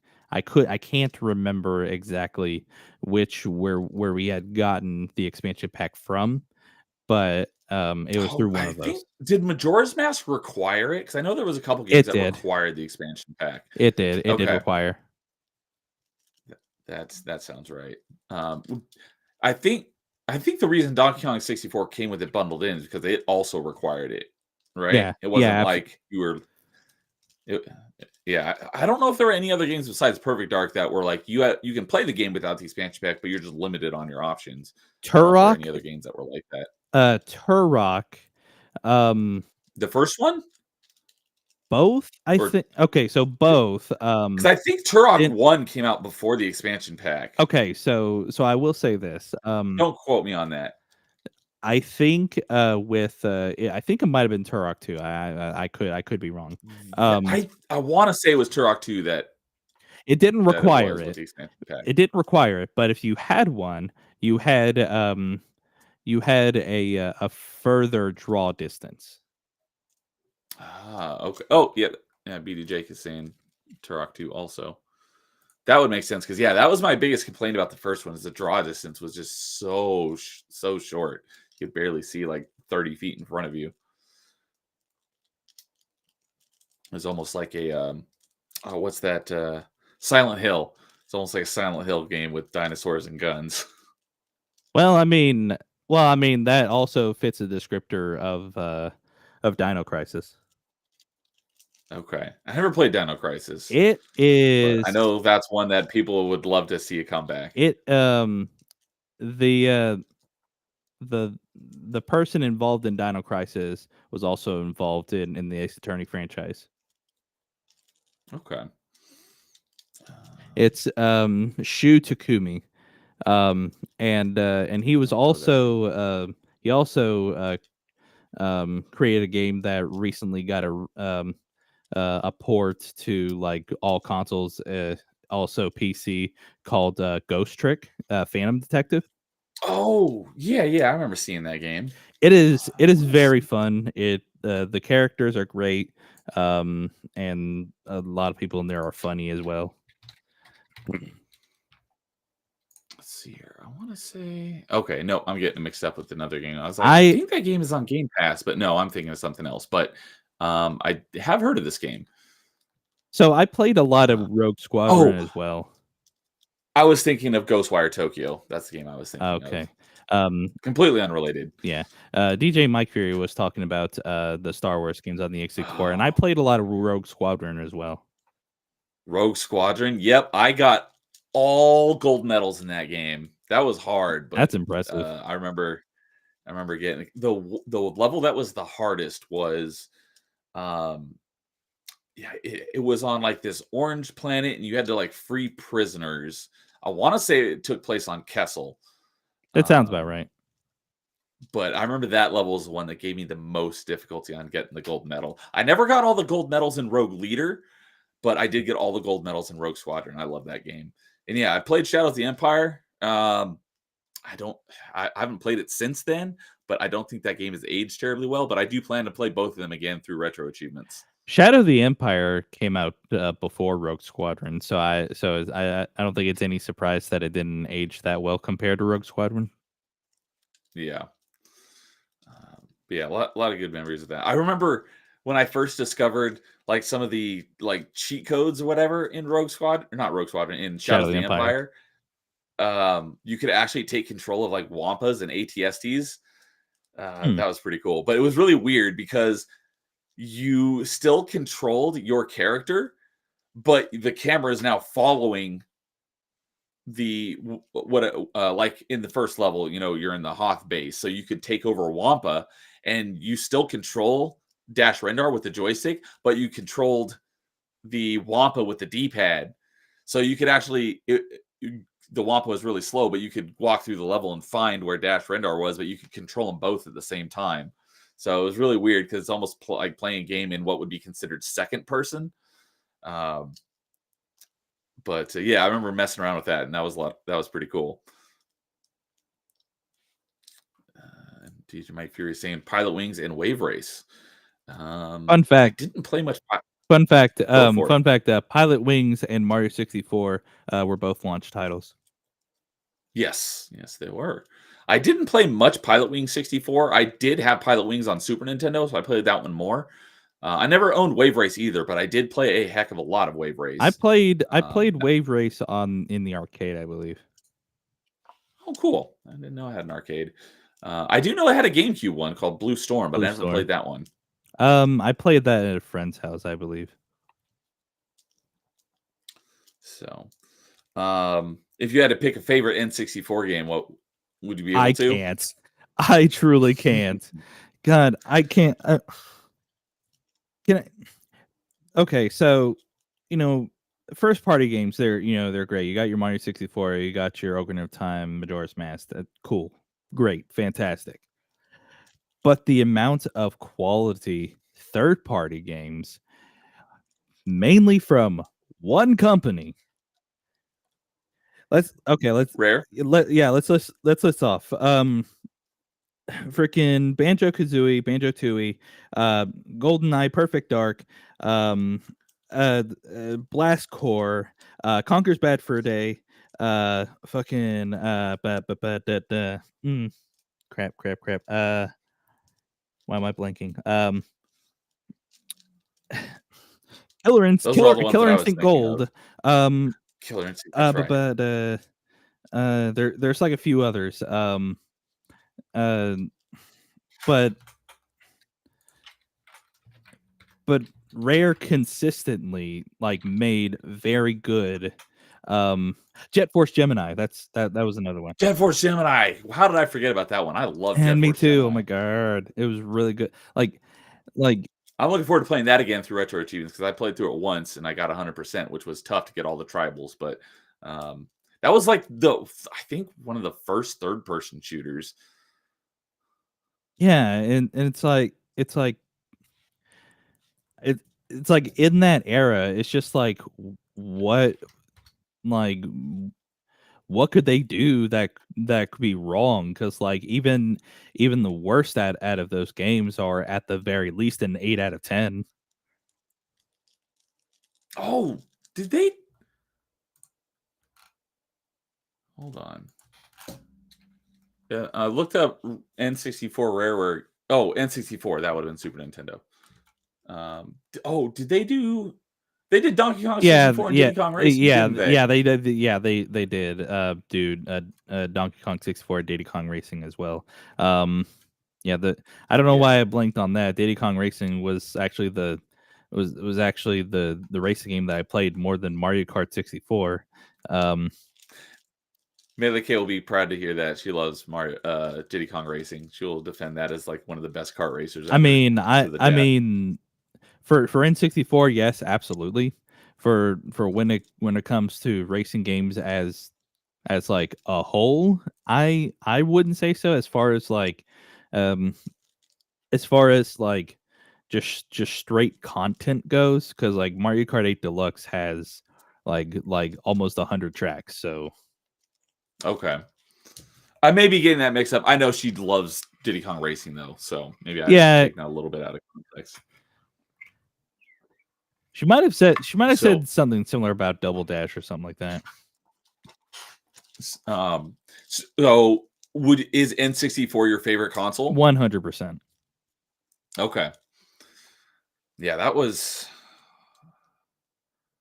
I mean, I probably had more games for each. No, I'm thinking about like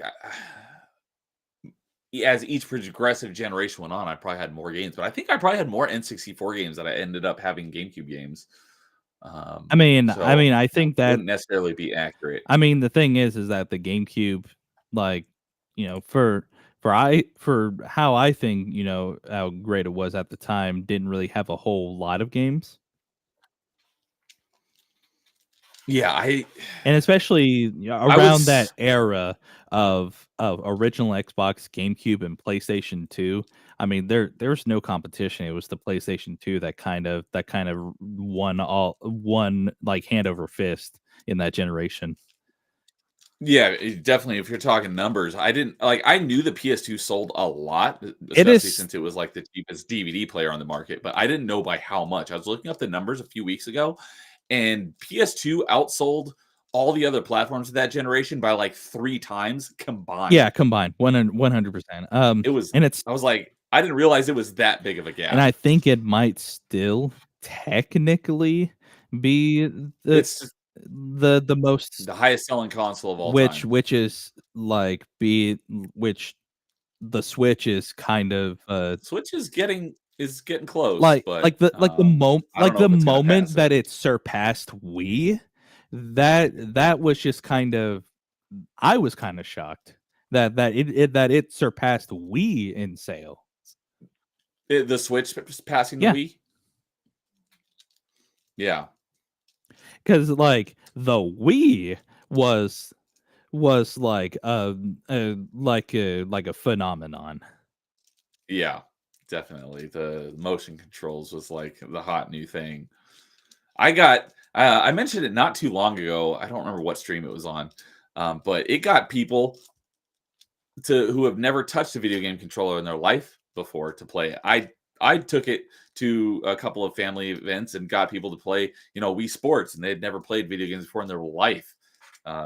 These are older family members, so yeah, it was cool to see the phenomenon that was the Wii, but it was I don't want to say a flash in the pan, but the motion controls were definitely a gimmick. Well, here's the thing. It if it was not for the Wii, you wouldn't have things like the Kinect or the PlayStation Move controllers. Yep, absolutely. Um, And and yes, honestly, probably. and I can tell you this right now, if it was not for the Switch, you wouldn't be seeing like all these 500 million different PC handheld clones. Oh, You would yeah, not have the a stream. You Steam would not Deck have and a the Steam ROG Deck. You would Ally. not have a Steam Deck if it wasn't for the Switch. I'm telling you that right now, 100%. Nintendo are the innovators, and everybody else copies them. Yeah, yeah. That's why, back in the day, you could, obviously, Nintendo and Sega were, rivals at a time. In uh, the height of the console wars. I mean, heck, there was Genesis does what Nintendo don't.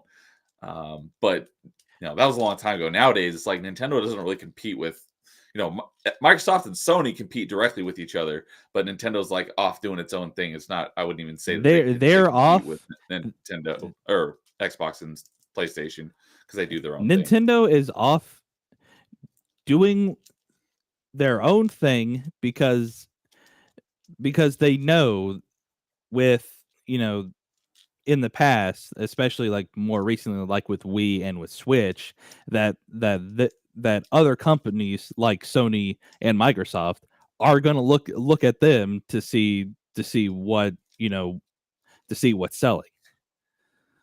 Yeah, I've been hearing just within the last week or two a lot of rumors about Microsoft doing a portable handheld.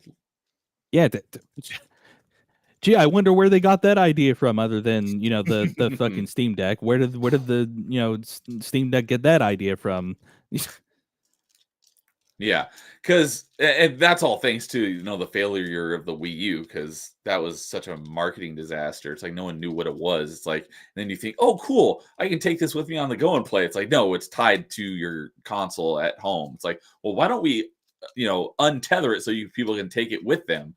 And yeah, it's sold like hotcakes. I'm assuming BDJ is talking about the Switch sales numbers over 300 million near Game Boy numbers. I'm assuming that's the Switch numbers, not because that would sound right. Yeah, if we're talking, if we're also adding in handhelds, then yeah, Game Boy so like when they say game, I thought DS was the biggest selling handheld see, before okay, so Switch. when they I have to go look that up. when they're saying Game Boy, they're talking about from like the original Game Boy to the Game Boy Advance, like and all like the Oh, so the SP. different generations Yeah, all combined into one. yeah, because they're all under the Game Boy family, and That makes sense. and then there's the DS family, which includes the original DS, and I think it might all I 3DS, think yeah, I think it might 2DS, the DXi, and all those yeah, variants. and I think the DS like family is might just be the most, I believe. Um Yeah, I think so uh for for handhelds. handhelds. But when we're talking about consoles, like yes, Switch is a console or a handheld depending on how you want to play. But I think when people try to compare numbers, they try to compare to console numbers, and Right. Nintendo Switch right now is sitting at number 2, not that far behind from PlayStation 2. Yeah. So, okay. So, yeah, I asked if you could pick a favorite N64 Nope, game, but you couldn't. wouldn't be able to, Nope, right? couldn't, because Okay. there's way too many good ones, and not just the ones from Rare, and not just the ones from Nintendo. Um, It's like Sophie's Choice. It's like, who's your favorite child? Yeah, exactly. Okay. I, but yeah, I think I had more N64 games than I did GameCube, but um, I don't know. Because yeah, my two favorite N64 games are definitely Ocarina of Time and Perfect Dark, and my favorite GameCube game is Metroid Prime and Prime 2. I'm trying to think if I had to pick between them, which one? Because I love Metroidvanias, but I don't know if I could say I like Metroid Prime more than Ocarina of Time. I'd have to think on that one. So, but you said you were a big fan of Metroidvanias, more than just the Metroid franchise, Yeah, I assume. yeah. Well, I mean, we talked about Bloodstained. What are some of your other favorite I Metroidvanias? mean, of course, I have played Symphony of the Night. More recently, I played That's another one where I didn't play until decades later. I think I played it for the first time in like 2016, so I don't have the nostalgia for that. and more recently, I've been actually been playing Hollow Knight. Um, Okay, and you're getting ready for Silk yeah, Song. and just whenever they decide to release it, I guess. Whenever they decide to release it. Um, some strong indicators that it may be coming soon from I'm not my holding my breath. Metroidvania buddies is that it did get a rating recently within like the last week or so. So that could be a sign that it could be very soon. I mean, listen, I've been waiting since the release of the Switch for Metroid Prime 4. I'm not holding my breath. Yeah, I really can't wait for Metroid Prime 4. But I still need to play Dread, so You really I can't wait to play should that at some point. because I think not since either Fusion or Zero Mission did have I like actually like in one well, not one sitting, but like in one save game file, where I had actually like 100% completed the entirety of the game. Like not since either Fusion or Zero Mission did I ever do that in a mainline Metroid game. Okay. Yeah, I'm very much looking forward to playing it as soon as I get my hands on a Switch. Dread has been a rumored thing ever since Prime 2, I believe. Okay. It was a thing that had been hinted at in the logs that you would scan. Okay. I think it was Prime 2, and it said something. That would make sense because there's a lot of. I mean, obviously the Chozo are a big thing in the Metroid franchise, but there was a lot of Chozo stuff in Prime 2. Well, I think you even met some of them, not in person, but like their digital avatars that they left after they passed. I really want to say more about Dread, but I know you haven't played it. But I want you to experience it. I don't want to say more about it. Yeah, I definitely am very much looking forward to playing Dread at some point. I will say this. I will say this. As far as Samus's character goes, it is. Okay, so I was about to say that it was an overcorrection on how they treated her in Other M, but it's a good. But it's not an overcorrection. It's just a correction. Okay. It's like they actually like redeemed like Samus's character, like after what they did to her in Other M. Okay.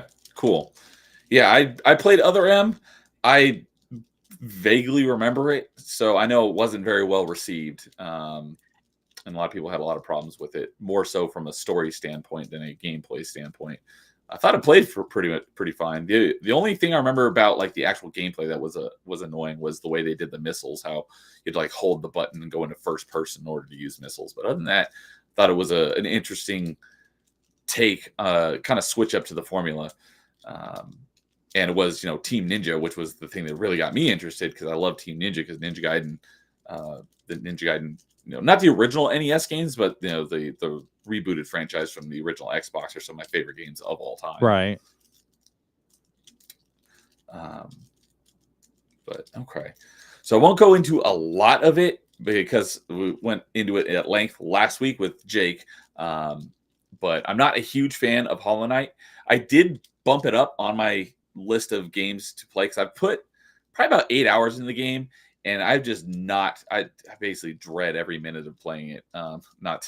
No pun intended with Metroid Dread, but I have not enjoyed my time with it. But I am going to be playing through it in its entirety at some point, and I did actually bump it up the list. So I might actually dive into it and actually fully play it soon. But I have not been a big fan of it.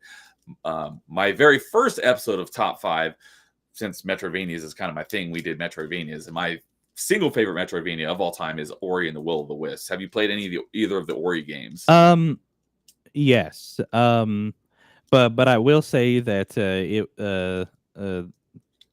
was the first Ori game, which was the Blind Forest. Yeah, the Blind Forest, and that one is on Switch. Well, they're both on Switch. Yeah, they're both on Switch, and I did very much enjoy my time playing that game.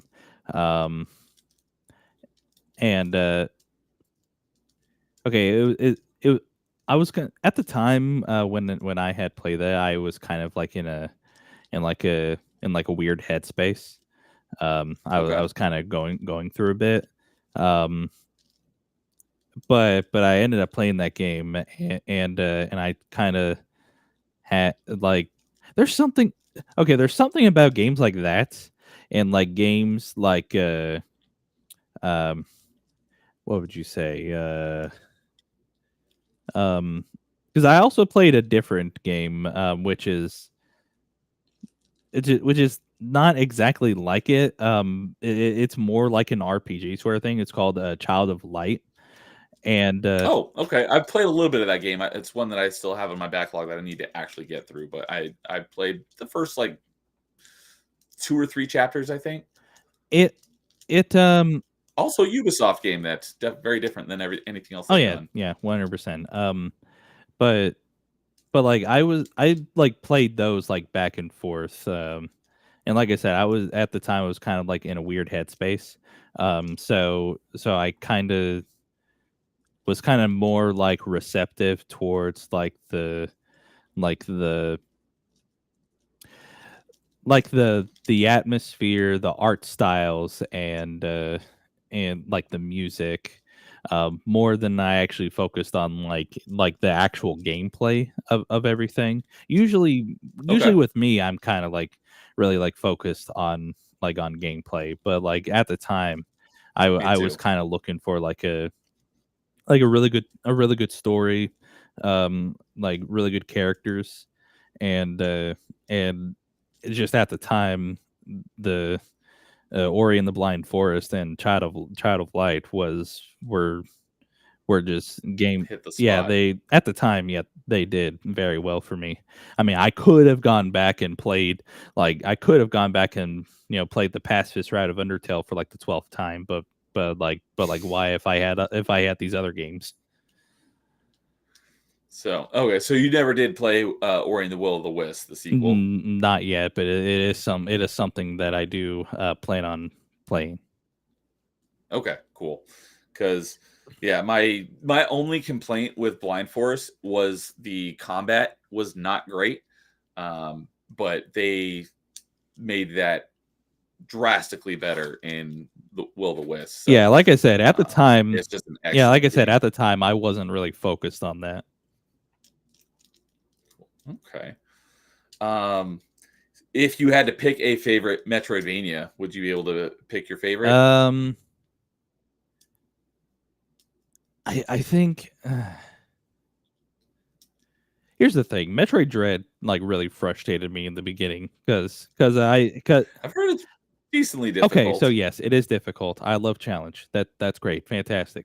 What I don't understand is how you can go through a whole third of the game and not get the morph ball. Oh, is it? You get it that late? Crap!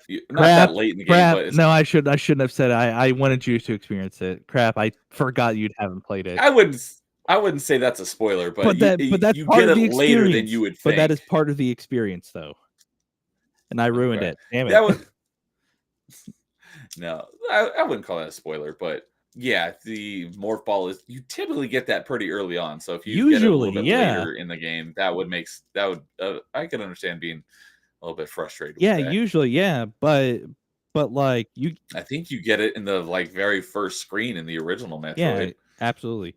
But, like, you learn, like, a whole bunch of other mechanics before you even get the morph ball, and it's eh, I c don't quote me, but I think you might even get the missiles before you even get the morph ball. Okay, because kind of along those lines is but almost in the opposite is like typically like the screw attack is one of the last things you get.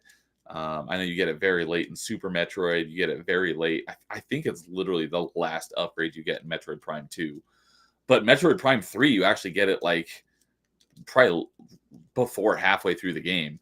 So um, Yeah, I kind of think the same thing, but in the opposite direction, you get it way earlier than you would think. Yeah, I think I remember something like that. But I think, like, they kinda like, at the beginning, they nerfed the screw attack, whereas, like, if you ran into, like, an enemy, you took damage, but if you upgraded the screw attack, you're able to actually, like, kill enemies with the screw attack and, not bump into them and get hurt.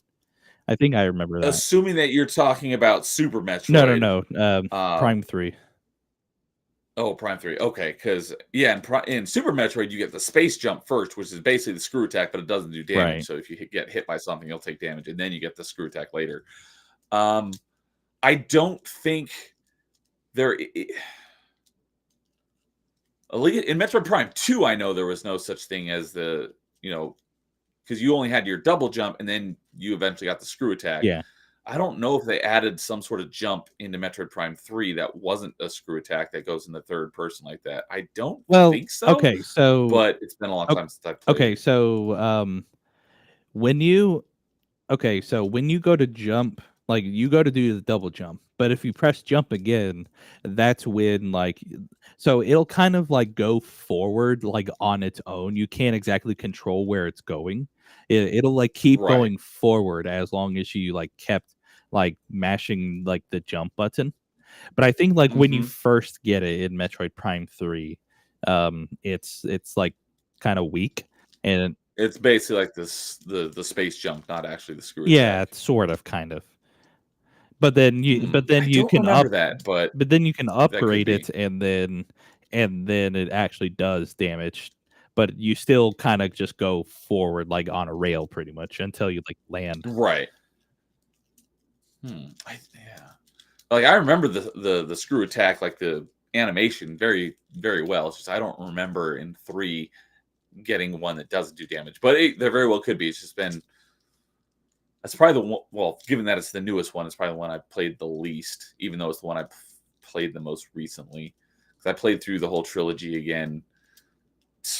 Heck, that was probably around 2016 was the last time I played through them. Okay. So it's been a while, but I definitely need to play through those again as well. But okay. Well, we're already almost at 2 hours, Oh, yeah. and it seems like we just started. That seems to always happen. So typically go about 2 hours, um, but it's kind of just however the conversation's going. When I had Jake on last week, we almost went 6 hours. It was nuts. Wow. Um, so um, we can keep going if you want, or we can call it here. Totally up to you. I mean, I know. I can still keep going, for, at least for, like, another couple hours. Okay. Um, because you are a few hours ahead of me, Yeah. so it's already getting kind of late for you. It's, We can probably go. yeah, it's past 10 o'clock for me. Okay. Um, we could probably go for probably about another 30 minutes or so. Okay. If you want. So, um, man, I'm getting pinged like crazy on on Discord. On Discord. So, but okay. So that was N64. So we talked a little bit about GameCube. So GameCube was, I think, the first and only console I ever got on release day. Let's see here. I remember it was definitely my first, because I remember the day I got my GameCube, going around to a couple different stores to find one. I don't think, yeah, you know what?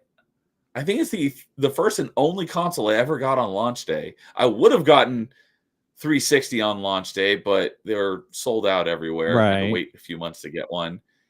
And then I didn't get Xbox One until probably about a year after it came out, because I was still perfectly fine with my 360 because I didn't want to spend extra to get one with a Kinect. So I waited till they released one without a Kinect to get it. I would have gotten a Series X on release day, but Microsoft screwed me over and canceled my order, which really pissed me off. So I didn't end up getting one until 7-8 months later. So Jeez. yeah, I think GameCube was the only console I ever got on launch day. So did you ever get any consoles on launch day? Let me think. That's actually a my good question for Party Chat. my first Switch was a launch Switch. So you've had multiple Switches. Yeah, but my launch Switch is currently not working. It's not charging. Crash and burned. It's not charging. That's the problem. Oh, okay. What else? Well, my current Switch right now is my newer Switch. And that's the only other Switch that I have. Did I? No, I did not get the Wii U at launch. Let's see. No, I didn't. No,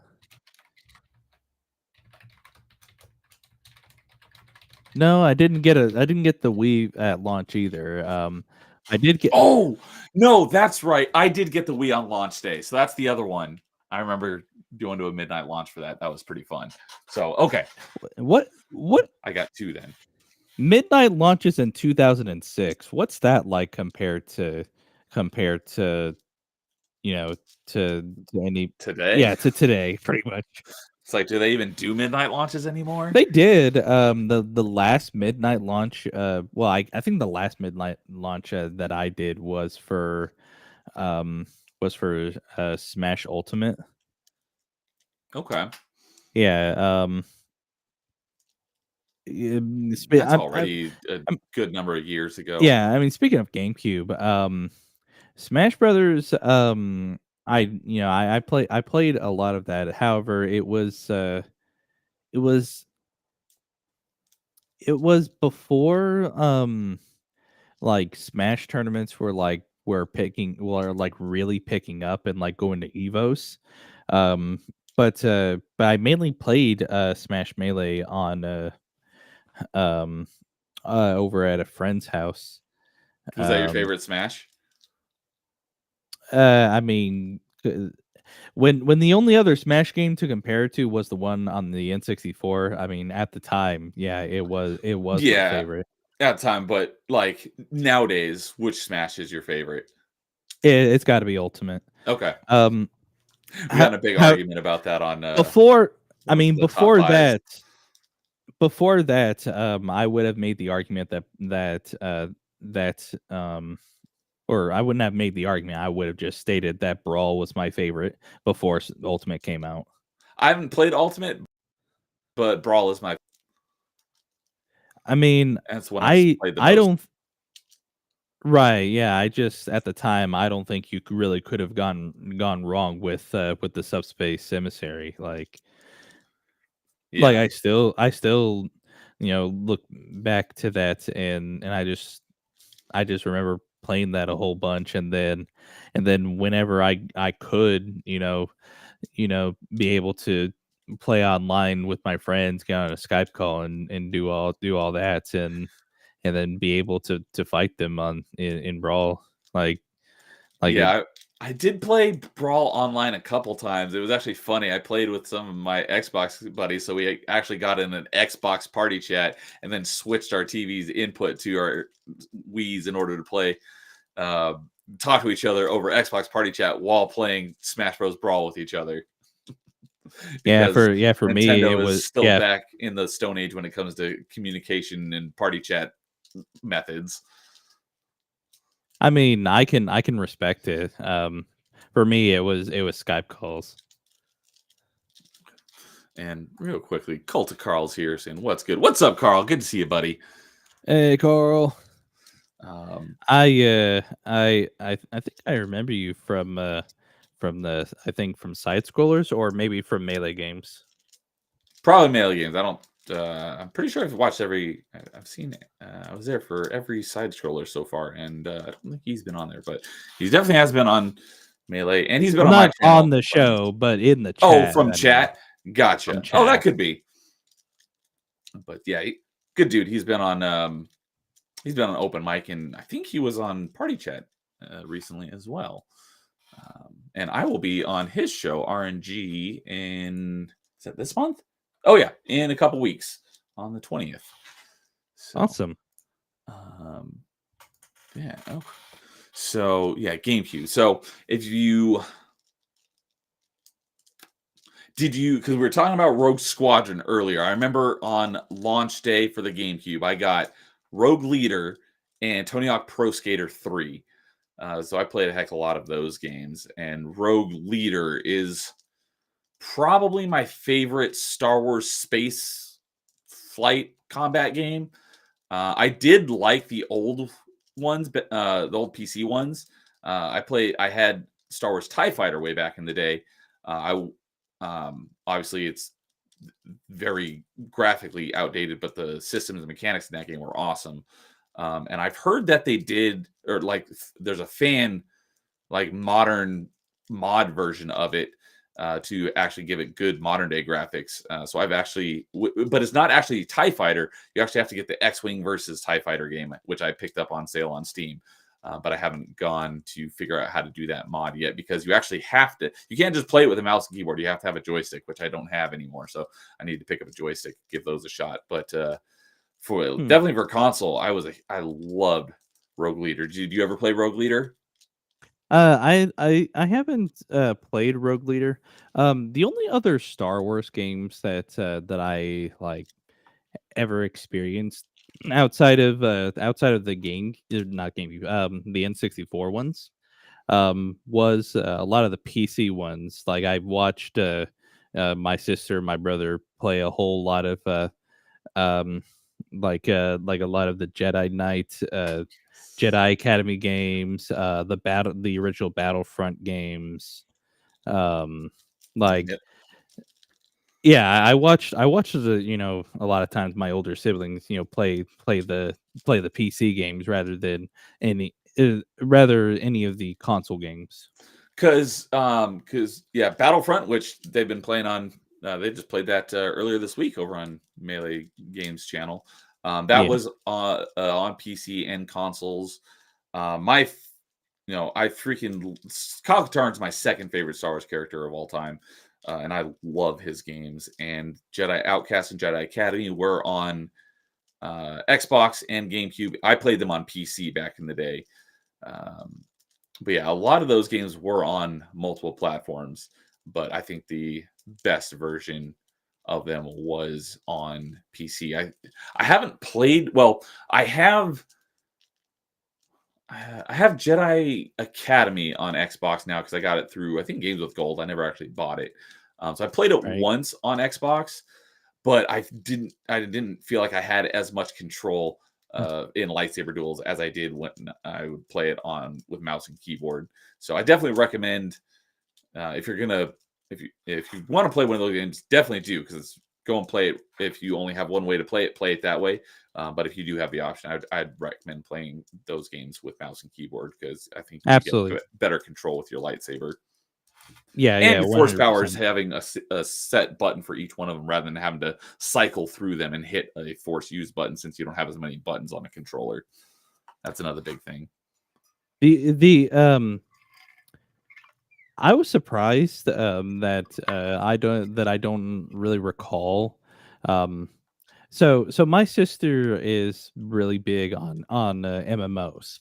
Okay. Like I've watched her play MMOs ranging from EverQuest to to uh to the current Elder Scrolls Online thing, like Okay. I've she's played them all. Like she Aeon, um um what am I thinking of? What's the MMO by NC Soft? Neverwinter Nights. I think that sounds familiar, but I don't remember. But I'm trying to think of the other one. It's crap. Oh, I do see one that's AION. Yeah, that's Aeon, but Aeon. NC Is it Soft and NC Lineage? Soft. Guild Wars. Yes, Guild Wars and Guild Wars 2. I She didn't all realize had that was NC she Soft. Yeah, she also played Lineage. Um Obviously she's played all of WoW and all the expansions. She I don't think I've ever seen her play RuneScape. I don't think that was her style. Okay. Yeah, I know that's a big game that's been around for a long time, but know But literally nothing sh about RuneScape. but she did for some reason has not played any of the Knights of the Old Republic games. Okay. Well, Knights of the Old Republic 1 and 2 are, single player RPGs, not MMOs, but the Old Republic was a MMO. That's really the only MMO I've ever actually played at length. Right. But like I said, I've never seen her play any of those games. But she really does like the Dragon Age Inquisition games. Dragon Age. Okay, yeah, those are popular. Those are BioWare. I never got into the Dragon Age games. I'm sure I would have liked them if I had. But I will take sci-fi over fantasy like 9 times out of 10. And Mass Effect is one of my favorite video game franchises of all time. Um, but a lot of people consider the KOTOR games to be not only just like the best Star Wars games, but the best games of all time. I haven't played KOTOR 2 yet. I do have it in my backlog. I don't consider the gameplay in the KOTOR games to be excellent. It's serviceable, but the storytelling in at least the first one, since I played the first one, is top notch, phenomenal. And from everything that I've heard about two is as well. So There if she hasn't played there's KOTOR, I been definitely recommend playing those games. Yeah, with Knights of the Old Republic, like there's been theses and essays like written about the nuances about each side, like the Sith and the Jedi and their motivations and their drives and like what they do and why they think that their particular side is the correct side. And it's in in a lot of ways, like you can you can have a justified reason by being for each side and you wouldn't be like seen as like a dick or something. Yeah. And I think that's excellent storytelling. Yeah, I don't know if I know he's a big part of the writing team. I don't know if he's solely responsible for it. But I know he was on the writing team for KOTOR's 1. I don't know. I don't think about KOTOR 2, but I know he is also on the writing team for Mass Effect 1 and 2, and that's Drew Karpyshyn. Um, he also wrote the Mass Effect books as well, which are all also very excellent, which is how I discovered him because I love Mass Effect. And so I was like, oh, the Mass Effect novel. So I read it and I was like, oh, this is great. So I read the Mass Effect books, got to know Drew Karpyshyn. And then because of that, I discovered my favorite Star Wars character of all time because he also wrote them he wrote the Darth Bane trilogy. Darth Bane is my favorite Star Wars character, which is also written by Drew Karpyshyn. So he's a great writer. And I know he's gone on to do other stuff that's not Star Wars or Mass Effect.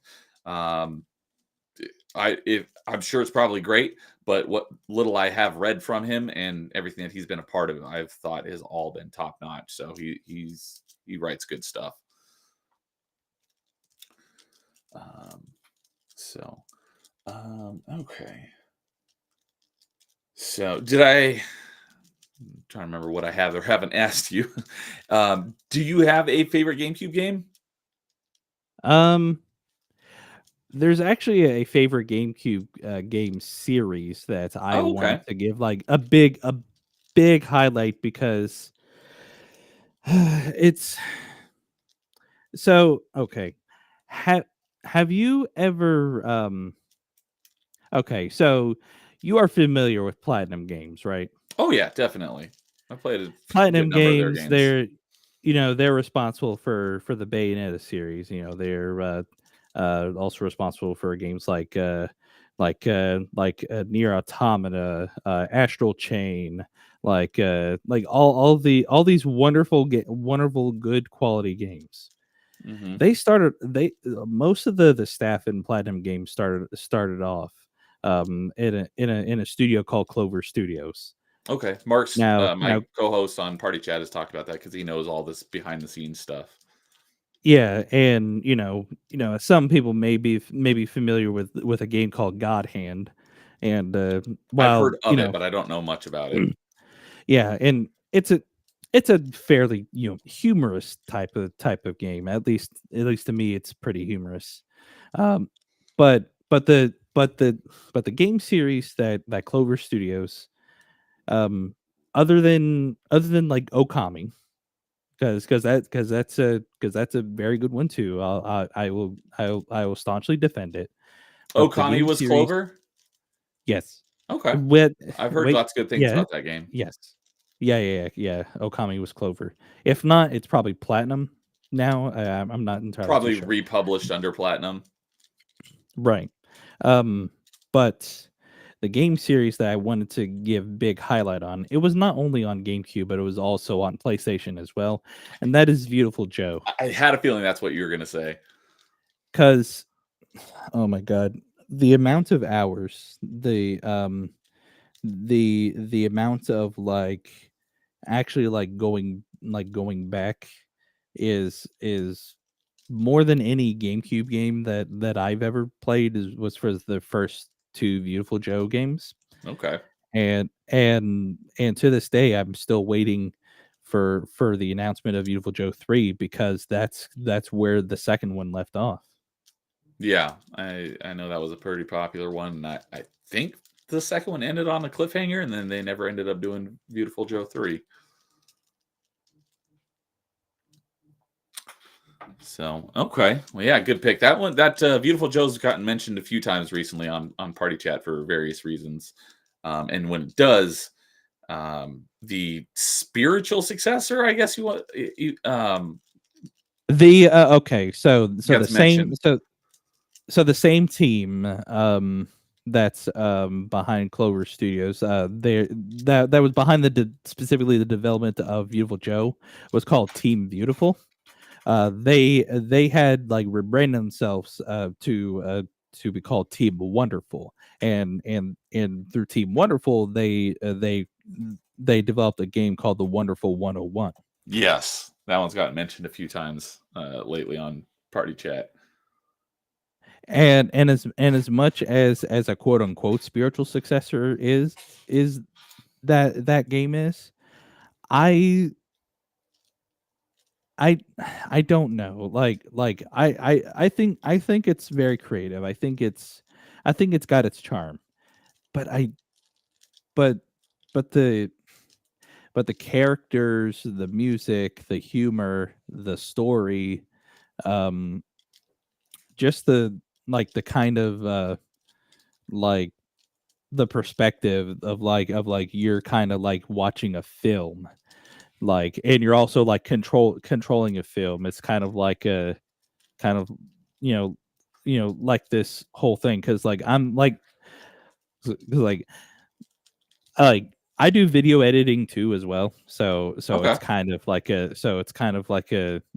kind of like a cool thing to to do, like speed up and and slow downs and like do like zooms and that effect and and I could trace it back to playing the Beautiful Joe games where I kind of did that like the controller that you have in your hand right now like is you like controlling the special effects sort of and like yeah the control stick you're controlling the character but like every other like shoulder button and like the flick of the C stick or the right stick on the PS2 controller it's like you have a video editor like you're holding like the controls of a video editor Oh, okay. I've never and I actually played it, so I thought it was just like a platformer, but it sounds like it's more than well, that. it is. Ultimately, it is.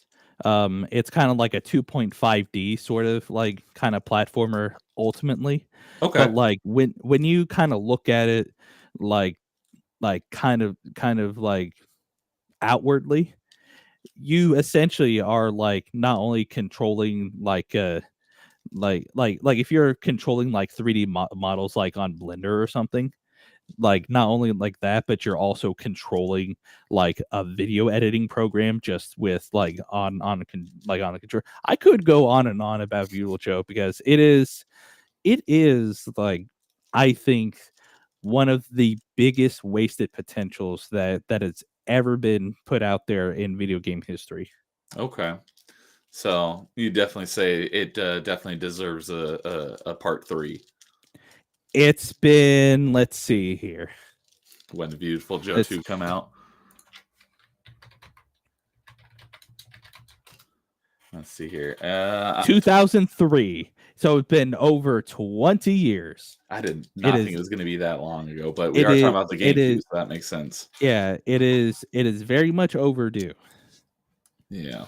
However, um when it comes to the franchise, uh the only company who owns those rights right now is Capcom. Hmm.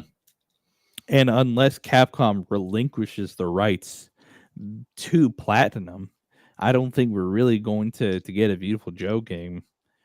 At least not in the same way as it should. Yeah. Because if they do, it's going to be done by. It probably won't be developed by Platinum, so it'll be almost like someone trying to make a Beautiful Joe game, but not like the original creator. Well, I mean, unless they want to recruit Team Wonderful, if Capcom wants to do that, because as far as I know, like while Team Wonderful is kind of like integrated in with Platinum, they're still kind of its own separate thing. Okay. Whereas Platinum was like the publisher, but Team Oh, Wonderful was okay. the developer. Gotcha. I was thinking Platinum was the developer. That makes a little more sense. So if Capcom wishes to recruit Team Wonderful back into making another Beautiful Joe game and then finally make Beautiful Joe 3, then that'd be fantastic. Nice. All right. Well, good pick. All right. Yeah, I remember seeing it, and it looked cool because it looked, from what I remember, it looked like Power Rangers esque, which I was a big fan of as a kid. Oh yeah, But yeah, I me too. never ended I'm up playing it. So and I mean I don't know kids around my age around the time who weren't afraid or who weren't a fan of Power Rangers right. like it is definitely that same Super Sentai sort of thing like it but I think it more attributed to like Common Rider than Super Sentai. Okay. Yeah. I don't really know what that is, but I'm assuming that's Common yeah the same they're kind of the from the same studio. okay. Gotcha. All right. Well, cool. Well, I need to get going here. So Okay. I have had a great time talking with you. I'm glad you were able to come on. We were all able to make this happen. And Yeah, yeah, it now that I realize it seemed like I did a whole lot of the talking. that's the idea. I mean, I do so many different shows. I do a lot of talking. So open mic is more so for the guests to do most of the talking. So It's been great. I loved having you on. You're welcome back Yeah, anytime. absolutely. So I'd love to come back. cool. Yeah, let me know and we'll make it happen. I have preloaded Edgewood's links into the stream description, so you can go click on that to get connect with him on Twitter or Twitch or YouTube. You got anything that you want to plug before we say goodbye? Nothing in particular. I just wanted to, I guess, kind of shout out another another group that I'm a part of. Okay. I've This is another group of friends I've been friends with for years now, and the we're called the Boom Crew, and the guy who runs this channel, his name is called Boom Goes Maximus. So that's why we're called the Boom Crew. It's like me and like 10 other people that are part of this group. Most recently, the video that I was a part of on his channel was for a game called Dokapon Kingdom, and I believe this is like our 15th session. I believe I can't exactly remember. I gotta see real quick. But as far as like all but as far as 13th session. And I had played it. It was on Monday, the first, I believe. And if anyone is familiar with anything about Dokapon Kingdom, I definitely recommend checking out um, our sort of basically, Mario Party, but you've got to have like really strong like friendship connections in order to not lose any of them. Pretty much. Okay. I was wondering It's what it exactly this is that you guys are. I'm assuming you guys are all playing this game together, but it's Yeah, a yeah, yeah. friendship ender type game. You've got to have like very like strong like sort of connections. Okay. Otherwise, you'll just fall apart. All right. Well, yeah. If you want to send me the link to that, I'll put that in the stream description afterwards as well. Yeah. Let me just go ahead and DM that to you on Discord real quick. Cool. All right. Well, yeah. If that sounds interesting to you, go check out that, and I will put that in the stream description as well. So, I've got a couple things coming up tomorrow night. As I mentioned earlier, Dude and I are doing our next episode of Achievement Chasers 4:30 Pacific. We're going to be talking about what we played achievement hunting wise over the month of March. And then on Saturday is going to be the next episode of Party Chat with the guest is JT Pixel, who I met because of Cult of Carl, who's friends with him. So tune in for that. So anything else you want to say before we sign off here? Keep doing great things, and soon enough, you will achieve your goal. Yeah, cool. All right. Well, thank you for joining me tonight. It was a great discussion. Loved having you on. And everyone Absolutely. in the chat, thank you as always. Jake, Mike Fury, Cult of Carl. I know I saw Paul earlier, Insidious Bliss, Rocker Dude, CLS Studios, Amon Ra, Vanquish. Thanks for hanging out with me tonight. I will see you guys all later. And in the meantime, game on.